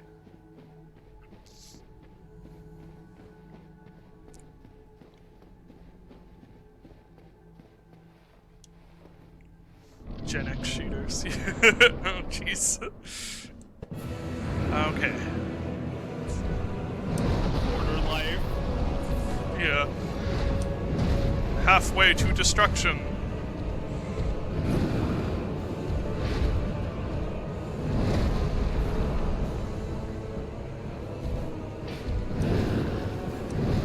This boss is not cooperating. No, he's not. Excuse me, I was trying to heal. Oh, jeez. I don't know. He really is not cooperating. Yeah, I'm gonna try and back off a little bit and see if I can... No, I can't. Okay. Yeah, Fallen Aces is gonna... You guys are gonna love Fallen Aces. Well, I mean, you've already played the demo, so... But, yeah. It'll be really interesting to see how that works, having have Fallen Aces and Gloomwood, hitting similar audiences in a way, because Fallen Aces is very immersive sim inspired, and Gloomwood's obviously very immersive sim inspired, but they're taking it in very different directions. Because Fallen Aces is very combat heavy. It's much more of like a almost Dark Messiah like, although they're really Condemned inspired also, which is great. But like, you know, it's more like a Dark Messiah Deathloop sort of immersive sim, and we're like a survival horror, you know, like System Shock 2, which hopefully people understand the difference and understand that they're different beasts and aren't just like one of these games is better than the other. But we'll see. I imagine that the advantage that Fallen Aces has is that it kind of hasn't like tried to invoke being like the spiritual successor to any specific game. Yeah. And so it's probably not going to That was close. kind of suffer what Dusk and Gloomwood has suffered. And Yeah, probably not, because no one's comparing it to... No one's Yeah. probably going to be comparing it to classics. It's sort of a double-edged sword. And Yeah. now I think we're popular enough. I guess we have to consider whether we even need that anymore of comparing stuff to... Because initially it's like, especially with Dusk, where, you know, no one knew who New Blood was. We were just like, hey, see this game? It looks like a game from the 90s. Well, that's because it's like games from the 90s. It's like Quake. It's like, you know, throwing out all those games. It's like an immediate elevator pitch. People being like, oh, it's like Quake. Okay, I know exactly what this game is now.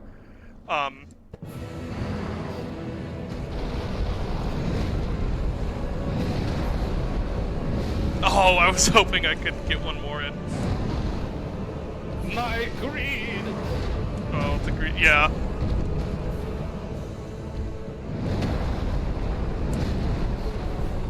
Is that 2? Okay, it's like 2 with a delayed 3. What was that? That he does like a random like back slap sometimes. That one gives me some time to heal. That one, the hand slap.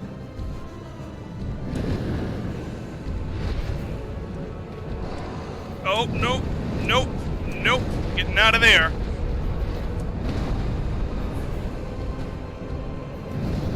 Yeah, I feel like he should have like a way longer recovery time after doing that shit. Yeah. Oh, that hand one is a really good opportunity if I capitalize on it. Oh, that does some damage at the start too. Okay.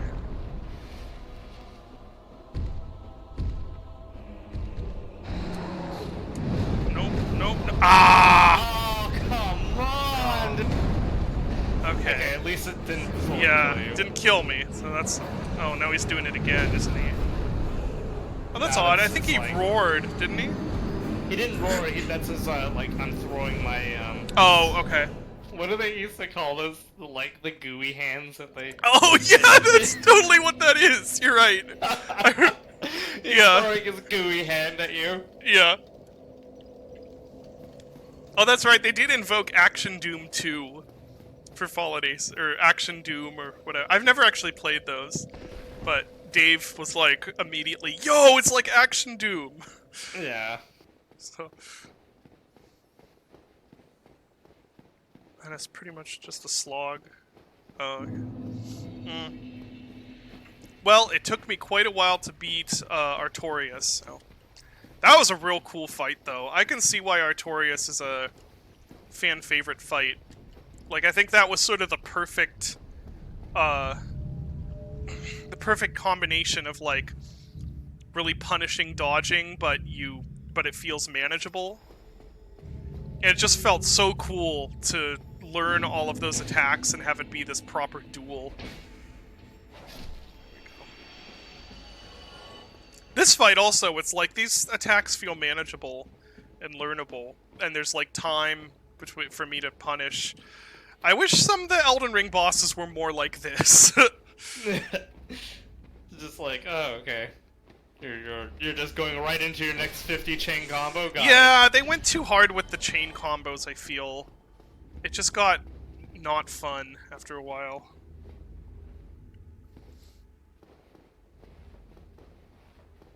Oh, he was really built up. How did I miss that he was built up? I guess not reading any of the item descriptions? Yeah. Is there a type or category of game that for sure New Blood will never want to publish? Well, the thing is, we don't really publish games anymore. We No. sort of internally develop them. And that might actually be the more of the direction that things move in the future.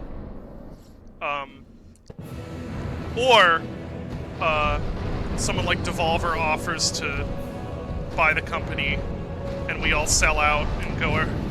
Sell out. Yeah, just go like, okay, cool, you can have New Blood. We're gonna go off over here and develop under, I don't know, Old Blood games or something.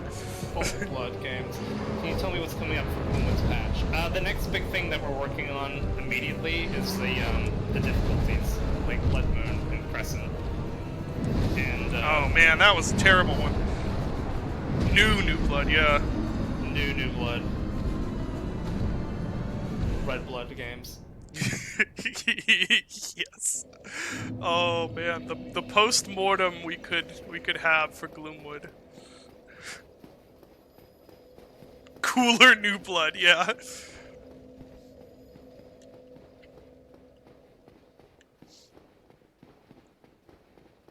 Will multiple saves be coming in the patch? I'm not entirely sure if it's gonna be this patch, but it is coming. Like, it's gonna be pretty soon. First Blood. With blackjack and hookers, yeah.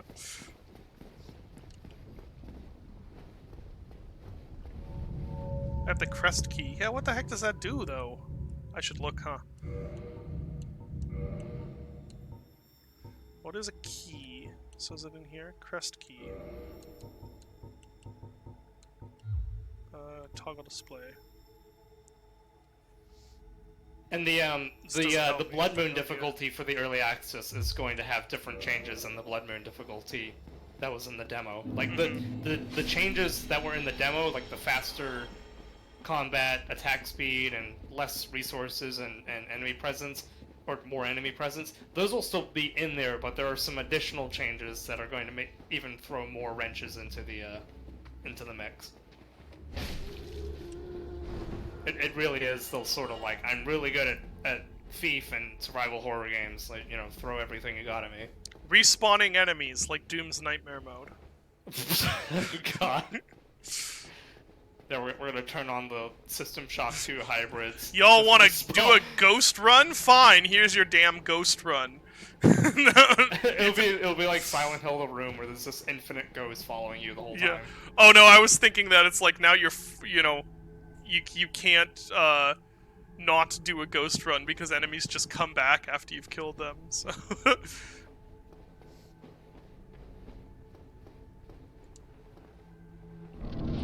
Devolver releases short games? Yeah, I mean, that kind of checks out in some cases. For sure. Really? I mean, they publish a lot of stuff now. Yeah. That was a longer wind-up than I thought it was. Okay.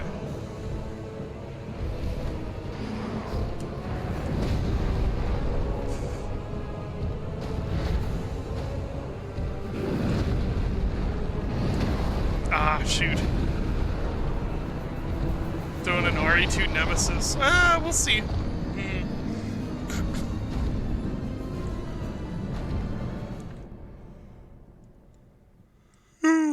I'm getting tired. What time is it? Oh, it's 11. So has anyone in chat, has anyone played Two Worlds 2? The children someday will have to know about Two Worlds 2. I don't even think I know about Two Worlds 2. Yep, played Two Worlds 2. It's I mean, it's a janky, RPG thing. I think people compared Two Worlds 1 to Oblivion at least, but 2 at least feels... Maybe it's just because of the perspective and the character animations, but it feels a bit more like Gothic to me. Eurojank Elder Scrolls, yeah. It's a 2-minute speedrun? Really? That makes sense. It's... Okay, so unrecognized... I have seen so many polarized things about Two Worlds 1. Like, some people are like, this is one of the worst games ever made, and other people are like, no, this is like a jank classic. I own it, and I should play it at some point. I decided to play the second one instead, though. I don't remember why. But it's actually really fun, and I'm really enjoying it. But it has this spell system that is just so cool. You basically build your own custom spells. And you can kind of swap them off on the fly, and it's just really neat to mess with.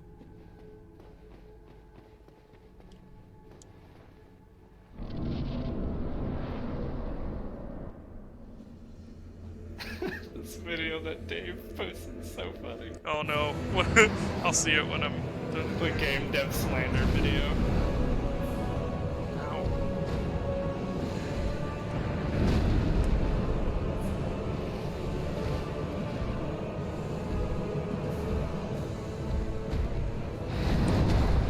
Oh, that damage that does when he goes up is throwing me off.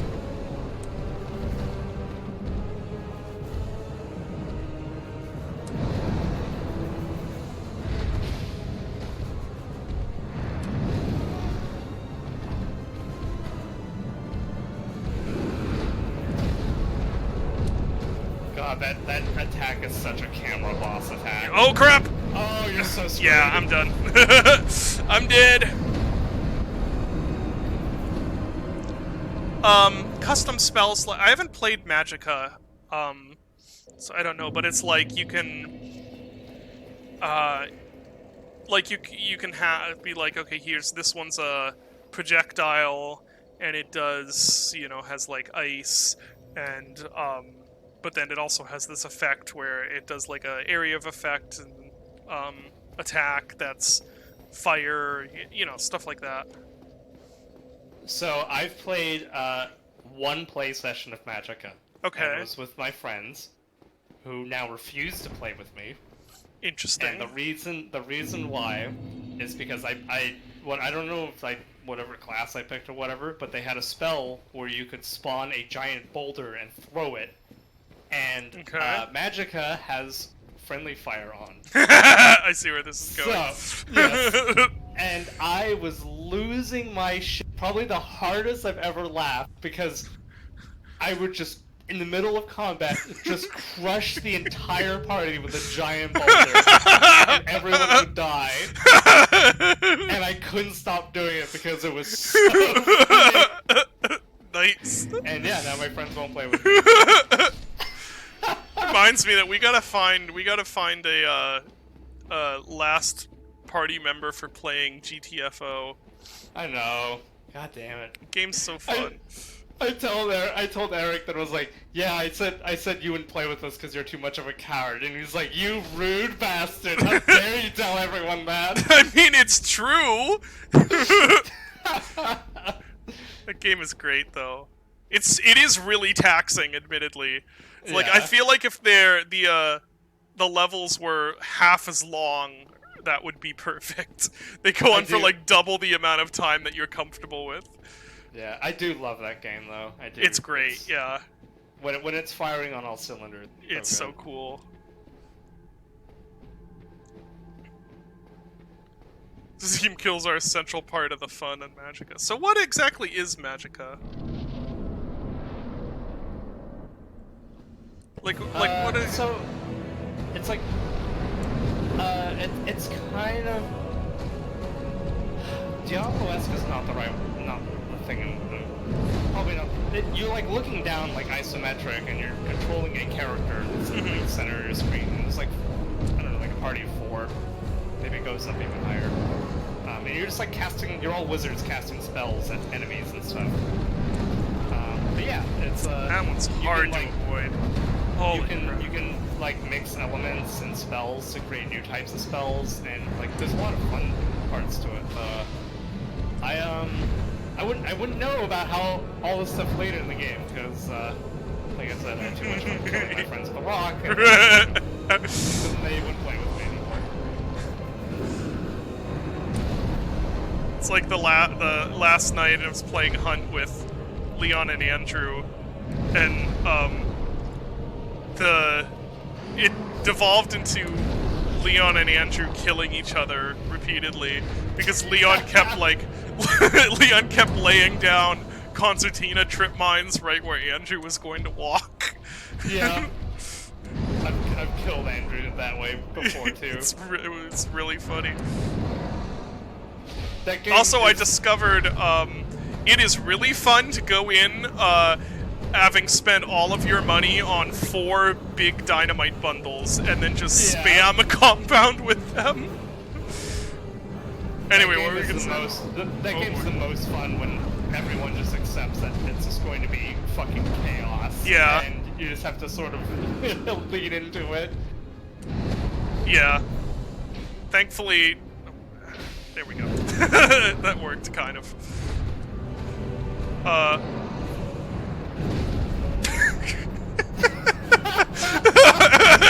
It's just like swatting a fly.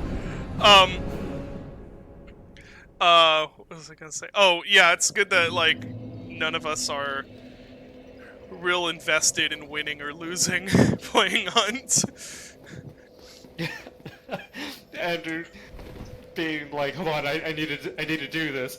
Why don't you banish my ass? Yeah. To the other team. Yeah. Andrew's very fun to play with. Yeah, he is. He's just there to He's very chill, thankfully. I get really upset. I don't really care about winning or losing or dying and stuff, but I get really upset if I feel like I let everyone down, like I did something that got everyone killed or whatever. Which happens a lot, because I'm very bad at the game, and also have the attention span of a squirrel. So I'll get, like, my attention will get sidetracked by, like, oh, hey, the lighting right there is doing something really weird. What is going on there? And, like, yeah, and I get sniped. Or I'll get it in my head that I'm like, oh, I want to kill I want to get close and shotgun this guy, and then that's stuck in my brain, and even when the situation has changed and that is no longer a good idea, in my brain it's still like, shotgun! Oh my god. Man, that attack is nuts! They can hear your party chat if you're doing it in-game, but we usually chat in Discord, well, not usually, we always just chat through Discord,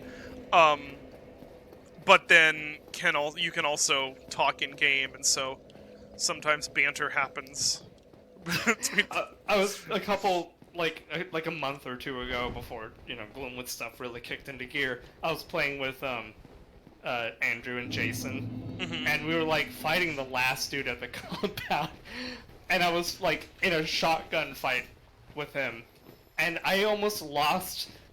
Because Jason just, like, yelled into the voice chat, like, the Dark Knight, like, do you know who you're dealing with? You and your friends are dead! You have any idea who you're stealing from? Yeah. And I was just like, it's just, like, the most random... Yeah. And I just couldn't, I was laughing so much, I was just shotgunning, like, totally off, like, 3 feet to the right, just laughing because I couldn't control my mouse. Did you end up winning, though? We did. Oh, we did nice. Barely. It was so funny, though.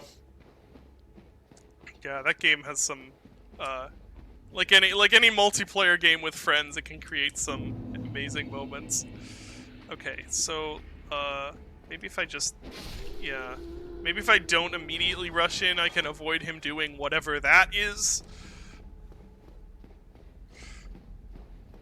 Yeah, so there's a fucked up mechanic in this game that I think I've explained You don't to say. you before. Yeah, that I think I've explained it to you, but it's called like counter hit damage.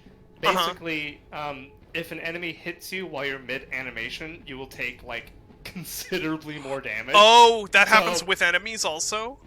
Yes. Oh, Enemies okay. against you. So what's probably happening is you're starting your swing to hit that guy, and he hits you with the attack. And Yeah. just obliterates your health bar. Yeah.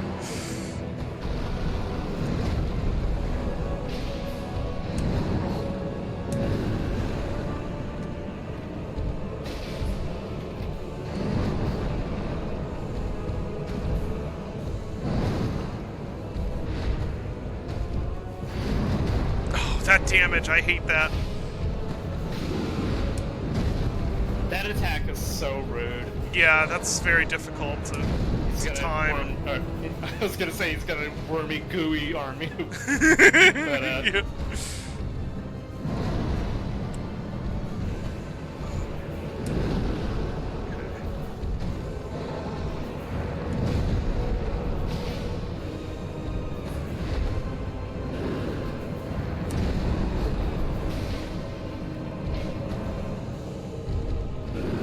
Nope, nope. I think that's the only way to avoid that, isn't it? To just get out of the way. Yeah. It's his waterfowl. Oh, I hate that! I don't know if there's a way to dodge that, is there? Because it does damage immediately when that one. It does damage Yeah. immediately at his feet when he attacks.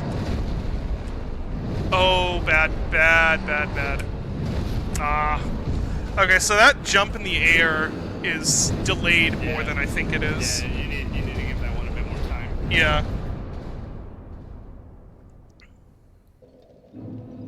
It's his waterfowl dance.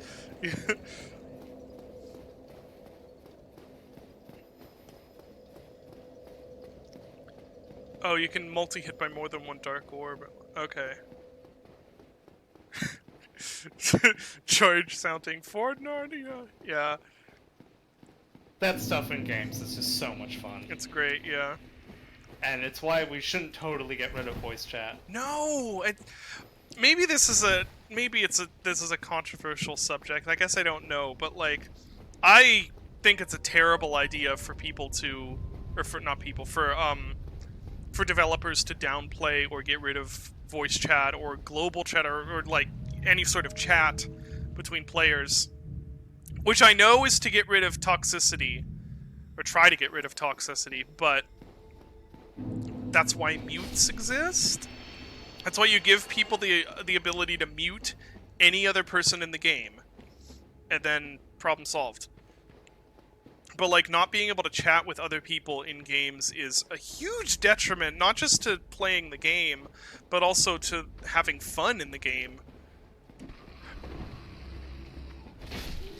And it's like, it leads to such like great moments. Like, I was playing with my friend Hunt, with my friend Oscar and Eric, the other day, and we were like holding out with the bounty in like a house, and the other team was like, you know, come out. We're like, they're playing snipers, and they were like, come on out, like wussies, like come on, and my friend Oscar was just like, no, come push us instead. How about that? And he said like, I've got a Romero with your name on it, and I was like, wait a minute, Oscar, do you even have a Romero on you?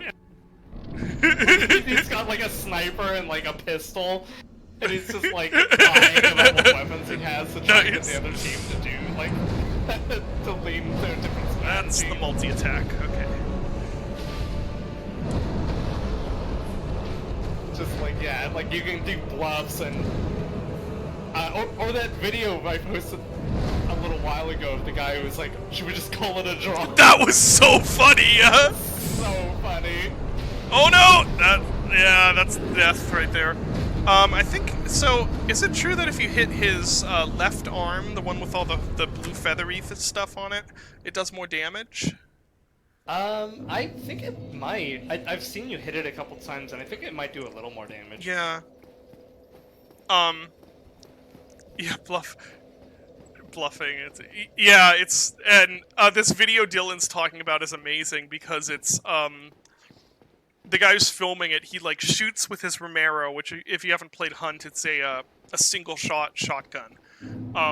So he shoots with that, and then there's a long reload after that, and then the other guy just unloads like fanning his revolver at him and misses every shot, and then that guy's like, "Oh, that's not good." And the guy filming is like, "Do you want to call it a draw?" The guy's like, "Sure. All right. Have a good day. See ya." And they just run away. Like, I posted in chat, but they're both they both just completely missed like, with all their shots. Yeah. They're just sort of like, "Oh, all right. Do you want to call it a draw?" And they just both start running away laughing. Yeah. Like, I can sympathize with people who like they don't want to deal with some of the dregs of humanity that you can encounter in anonymous online multiplayer. But personally, I think the solution is you give players tools that are robust enough for them to handle that problem. You don't take out that functionality, because, like, geez, it just takes so much out of multiplayer games. Yeah. As someone in chat said, it's like the point is socializing. I know that's not the point for everyone. Like, some people are in it for just the competition part. But for me, it was like, that feeling like you're hanging out with other people was a big draw of multiplayer, and there are a lot of more modern games where that's kind of gone. Like, that was playing Counter-Strike Source back in college. I would deliberately try and find servers where people were talking, just because it was fun. It was like, you never knew what sort of random stuff would happen. I mean, oftentimes, you could guess, there'd be, casual racism and misogyny and some guy blasting hip-hop on the mic, but sometimes there would be fun stuff. Those were the...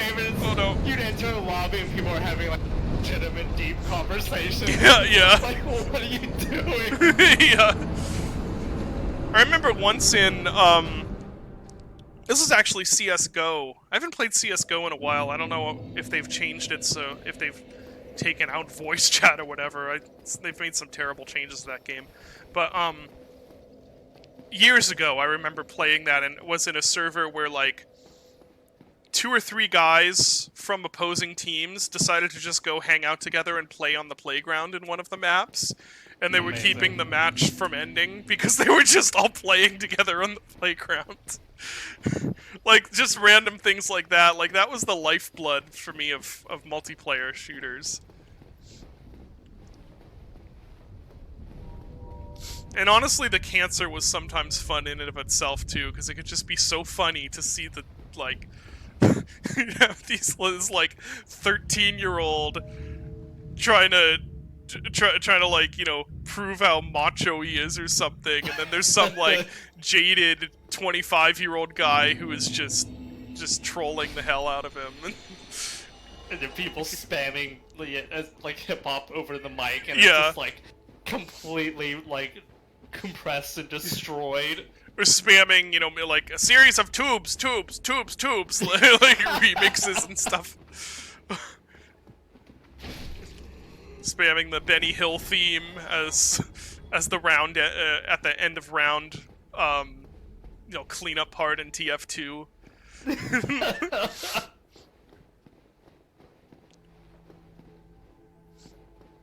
Those were the days. I'm sure you can still find that experience in game. Like, I know CS:GO still has a server browser, right? Like with the community servers and stuff. I think so. They mostly removed that stuff from TF2, which is a huge sadness, because I used to love the server browser. Yeah, I've said this before, I know, but like the last time I played TF2 was back when it was like they had just started adding hats. Yeah, that's like so it's been forever. I don't even know what that game is like now. Yeah, Bruce, that's exactly like the kind of stuff we're talking about. One guy sneaking up on me in DayZ, and he started blasting the Mortal Kombat theme and charged me with his bare fists. Oh no! No! Get away! That's amazing. I've seen some of the DayZ interactions are actually kind of chilling to me. Just because it's like, this is getting close to actually how, like, people would try and, like, screw each other over in a real-life situation. Just the way people interact, like, trying to be, like, all casual. About, like, oh, hey, yeah, how's it going? And they're, like, both trying to figure out if they could shoot the other guy. Yeah. Like, oh, this is... Oh, wow, that did a lot of damage. That was Holy a lot crap. of damage.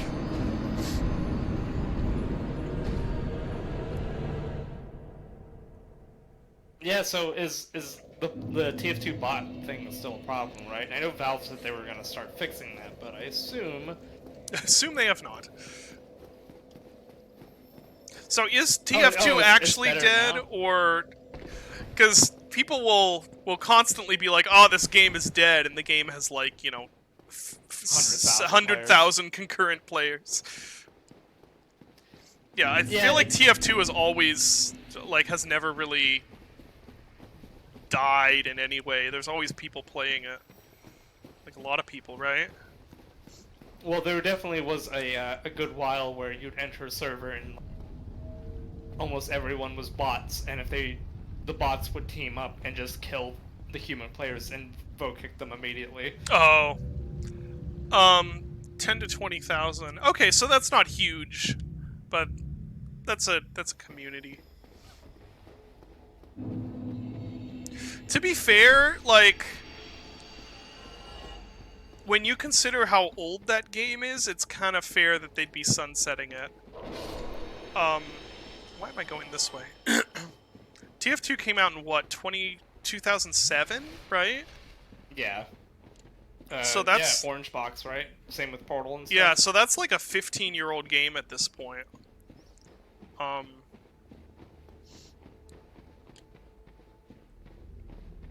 97? Yeah, 2007. Like, we're not that old yet. What they really should do, what they're probably not going to do, but what would be the ideal thing to do is if they just open sourced it. There is a open TF2. Yeah, isn't that that's not based on the source though, is it? I think it's their attempt to open source their own Yeah. version of TF2. I don't know if Valve has stomped on it yet. Hope they don't. That would be really stupid for them to stomp on that, to be honest.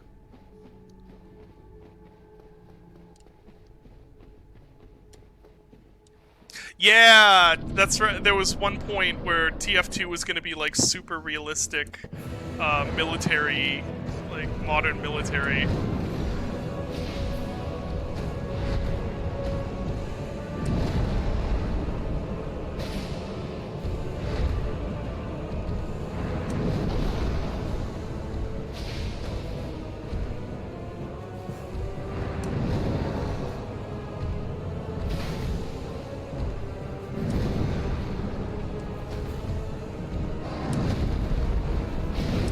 Oh, that's the 3 attack. Okay.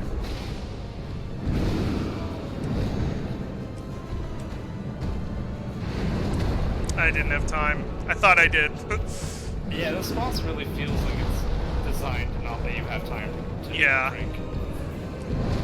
Ah, shoot. I was doing so well, too. Yeah, it was in the magazine days. I mean, yeah, it was vaporware, but like, oh, it seems so quaint now because that was like, what, 2007? So it was less than a decade, right? Being compared with Half-Life 3, I don't know, nothing in any of these vaporware Valve games seem quaint. I think of Half-Life 2. Half-Life 2, what was the period? It was like, what would that be, like, 6 years? Yeah, 6 years, right, between Half-Life 1 and Half-Life 2, and that was considered like, holy crap, Half-Life 2 is like a dead game, like, this is not... Yeah, it is gonna be like vaporware. Yeah. People just don't... I don't think people have a very good grasp on how fucking hard it is to make. Yeah. It's really it's really sad that like I got over Half-Life 3 and I was like, it's fine. I'm done. I'm done. I don't care that Half-Life 3 never came out. And then when I replayed Half-Life 2 in the episodes, it like Oh, reopened the man. wound, and I'm like, The- damn it!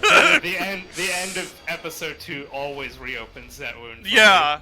It's just, and it's not even just the story, it's the fact that you can feel that by episode 2, they really had figured out what made that game, like what made the game work. And it's like episode 2 is almost entirely just greatest hits collection of like what works in Half-Life 2. And then it ends so quickly and you're like, "But I want more." You're like, "Nope, never going to be more. That's it." That's it. Oh man, Duke Nukem Forever is so sad. After playing the 2001 build, it's like, Yeah. oh, if they just had finished this, it would have been awesome. And no, it's not the record holder. Half-Life 3 supplanted that. I believe at least. Because Duke Nukem... Someone will have to Nukem check that. Forever. I'm pretty sure. I'm pretty sure Half-Life 3 actually supplanted that several years back. Because Duke Nukem Forever came out, right? Yeah, Like, in 2000. Yeah, 2011. I might be wrong. Maybe it was. Maybe it is still. I guess it also depends on whether we consider Half-Life 3 officially canceled, which it really is. And then I guess when you decide that official cancellation was. When the former writer is like writing. I think that was like, probably it. Yeah. Yeah, that was probably it. Uh-oh. It's a good opportunity to heal, actually.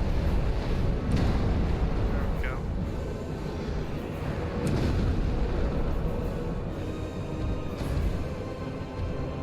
Can I get a cheeky attack in? Yes, I can.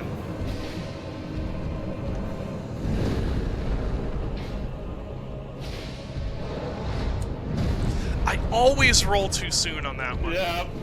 Uh-oh.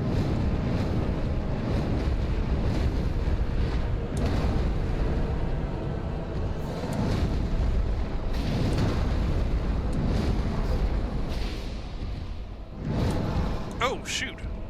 You were stamina starved. Yeah. Oh, man.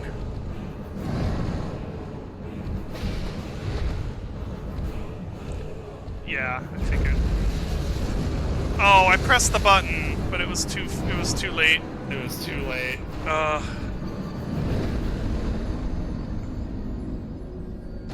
Oh, that's true. Yeah, I guess Half-Life Alyx did uncancel it. Oh, no, Wizard, don't say that. There is no universe in which Twin Peaks Season 3 is anything even approaching closure. Screw that season. I am never watching anything Twin Peaks related, like, if he makes it after that.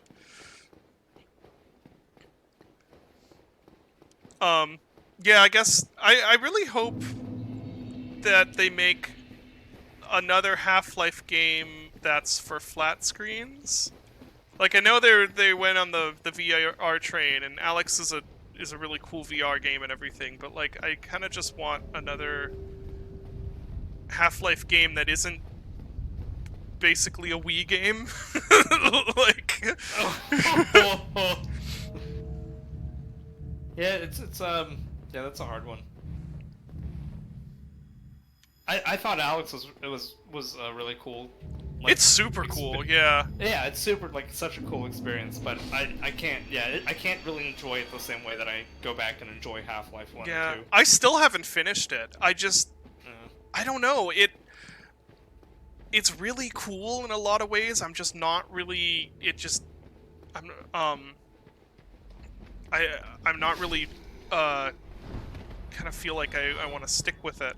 I always get to a point where I'm just like, I'm kind of bored, I'm gonna go do something else. But it's really good at what it does, which is, introducing you to the possibilities of VR tech. It's just, I think it's because it's really good at that, but the game part underneath is, like, kind of barren by necessity. because Alex is kind of taking all this basic stuff that we're used to seeing in games and showing how it's like given new life by doing that stuff in VR.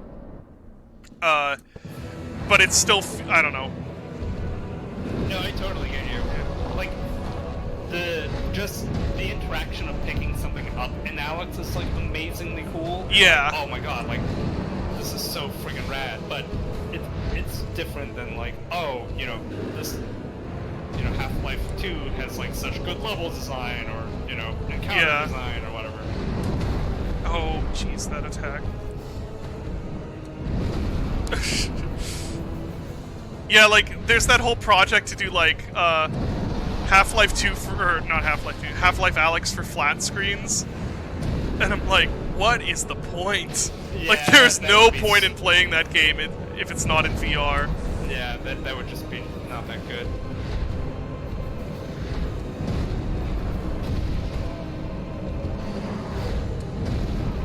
Oh, that's... Man, you have to wait so long for that. Yeah, it's really delayed.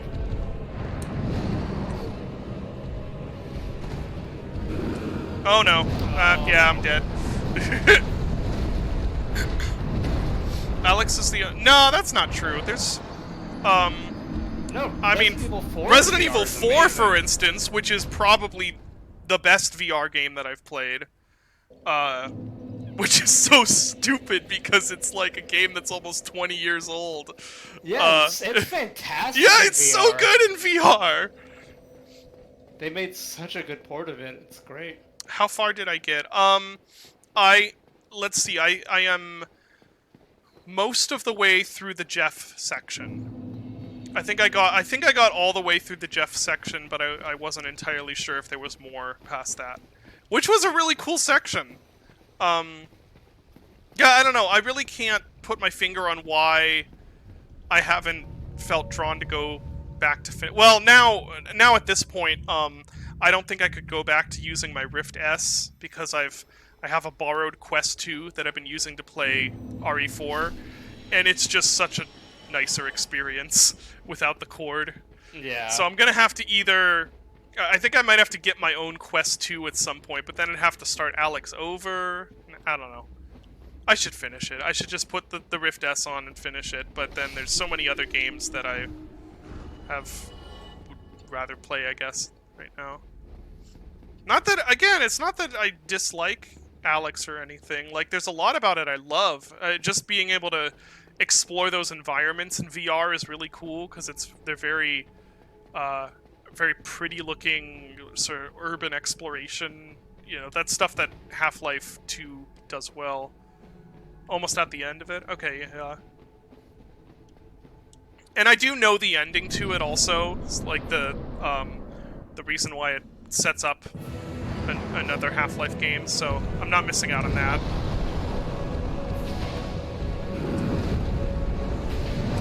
But there is not time to attack when he does that. Okay.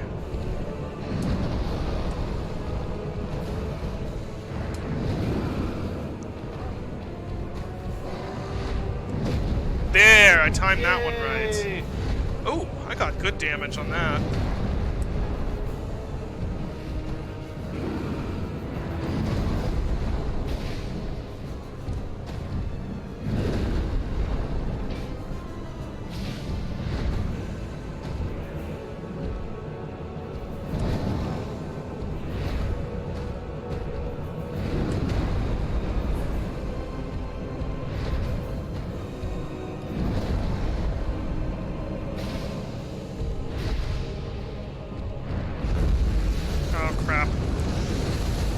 Oh, I used it. Come on. It just happened. Oh, I have a sliver left. Holy crap.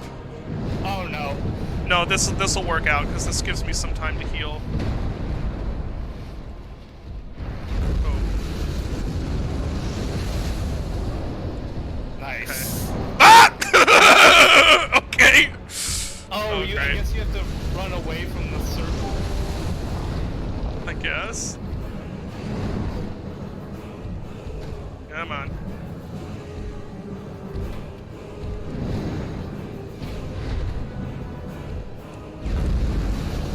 Oh, wasn't time. Whew. I may have to leave this off for tonight. I'm getting the fatigue setting in. I'm getting there though. It's a hard fight. Sin. I should finish Sin someday. I've played part of it like twice. I think it's really cool. I think I always just get to a point where I'm like, kind of over it, if that makes sense. Kind of bored of it. I don't think it's as good at. It was stomped on by Half-Life, and there's some stuff in Sin that's really cool, but I don't think it's quite as good at keeping a new and interesting experience all the way through as something like Half-Life. I've never played. Yeah, so it turns out Dark Souls 1 DLC is where you pretty immediately see the shift into, you are going to now dodge roll. Yeah. Oh, Sin episode. I was very disappointed in that in Emergence. I think I streamed it, didn't I? I think I did. And I didn't finish it, even though it's really short. It's just boring. It's just so boring. I always thought it looked really cool. Like, the trailer shows all this, like, cool, like, interaction, like, and looks like Half-Life 2, and, you know, I love Half-Life 2. And then you play it, and it's like, oh, this just plays like a bad Half-Life 2 mod.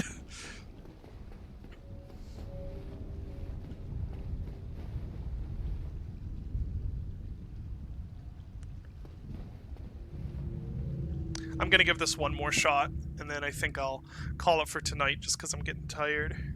Sure. Then we'll pick up again next week, hopefully. Just like Artorias. When's isn't Realms Deep in 1 week? Oh gosh, are we gonna have to cancel the stream again? Is Realms Deep a multi-day thing again? I don't know. I've paid very little attention to what's happening with Realms Deep this year. Yeah, it's Friday? Okay, well. So much for that. I guess it depends on what time it is. I don't know what time it's at. I know we're showing some stuff.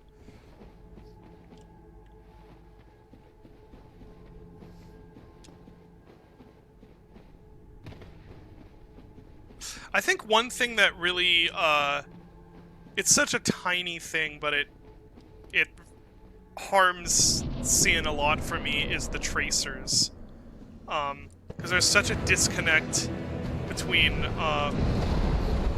because it's a hit scan game. Dylan, have you played Sin? Oh, I've played like So, it's a hit scan game. You know, all your bullet weapons are hit scan. But it also does tracers, and those tracers, oh gosh, are actually pretty slow, and they come out after your shot has already hit a thing. So there can be times where, like, you shoot a guy, and your shot connects with him, but the tracer... Oh, that wasn't very great last try. Your shot does connect with him, but the tracer misses him. And it seems like such a tiny thing, but it really affects how the combat feels with, like, automatic weapons. Yep, that makes a ton of sense. Yeah. The first mission. Yeah, I think I. Oh god, I remember this game now. I'm like, I had to like rewatch a little bit of the first mission to sort of remind myself how this game was. It is the most 90s game that has ever been created. Yeah, I'm like remembering all the little fucking bits. It's so 90s. And that's I think the biggest charm of it. It's like you play it now and it is just absolutely rooted in the time that it came out.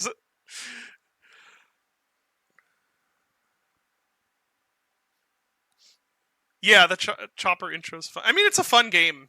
Yeah, I remember the helicopter. I think my favorite minigun. example of just how of its era it is there's this one cutscene where Alexis comes in and you've got like Quake 2 engine jiggle physics happening. And so what I mean is that there's the booby jiggle, but then there's also like vertex things happening, and so so she like walks in and she talks to her the scientist guy, and she's like, tell me about the thing, the experiment or whatever. He's like, oh, well, this has gone fine and everything. She's like, very good. I am pleased with your results. You may join me in my bedchamber. It's just- You may join it's, me in my yeah, he's like, bedchamber. oh, okay. Oh, it's so stupid. I love it. Anyway, that's gonna be the stream for tonight. Oh, and the ending, yeah. I haven't finished it, but I've seen the ending cutscene. Dylan, if you've not seen the Nope, ending cutscene I for have Sin. not. Okay, so she literally like distracts the main character, whose name, by the way, is Blade. I did know. Yeah, she distracts him by teasing that he's going to get an upskirt shot. And that distracts him enough for her to make her escape, and his response is like, "Aw, hell no." I'm gonna have to look this up. Yeah, you're gonna have to watch it. It's amazing, and it's all so funny. pre-rendered. It's like 90s CG pre-rendered. It's just yeah. Anyway, yeah. So we didn't end up finishing Dark Souls, because I'm bad at games, but. Maybe next stream we will finish Dark Souls. Oh, please watch it live. Okay, yeah.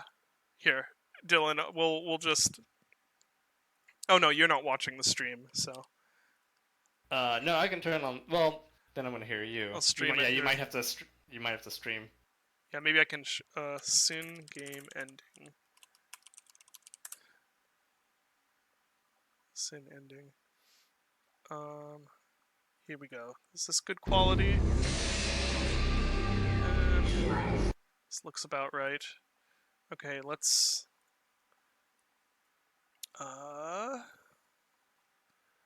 see. How much did you miss? You have missed the entire stream, actually. The stream is ending, but we are gonna all watch the ending cinematic to Sin together. Okay, let's see.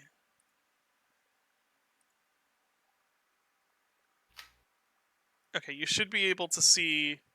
Can you see YouTube screen, Dylan? Let me see. I cannot.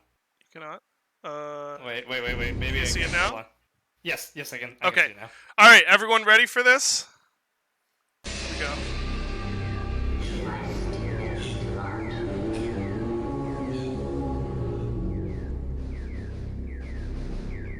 This pixelization is not my fault, by the way.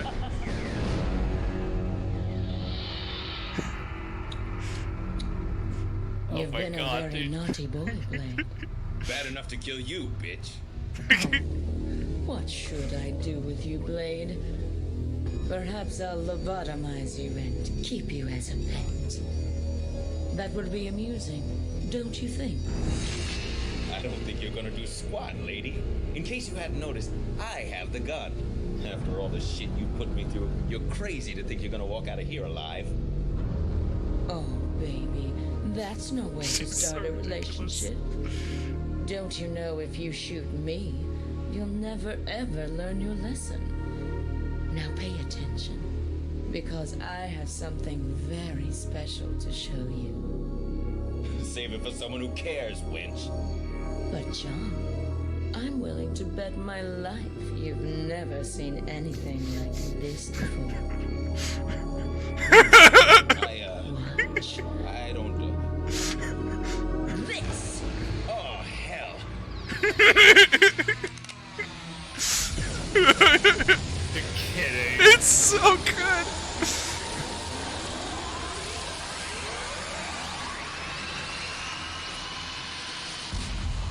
Whoa, what the? Did I mean, is she... JC, what happened? I can't quite tell, man. They're jamming my radar. Look at this 90s Ghost Rider intro thing.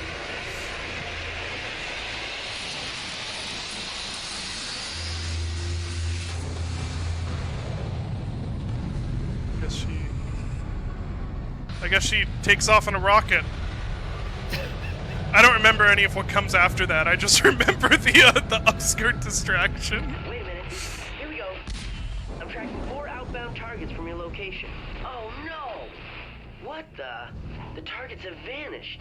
The radar's clear. She's gone, Blade. She's gone. No way! Your crazy bitch got away. I can't believe it. She got away.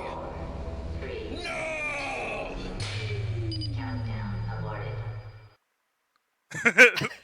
God. Oh, there we. Oh, here we go. Civi, Olden Craps.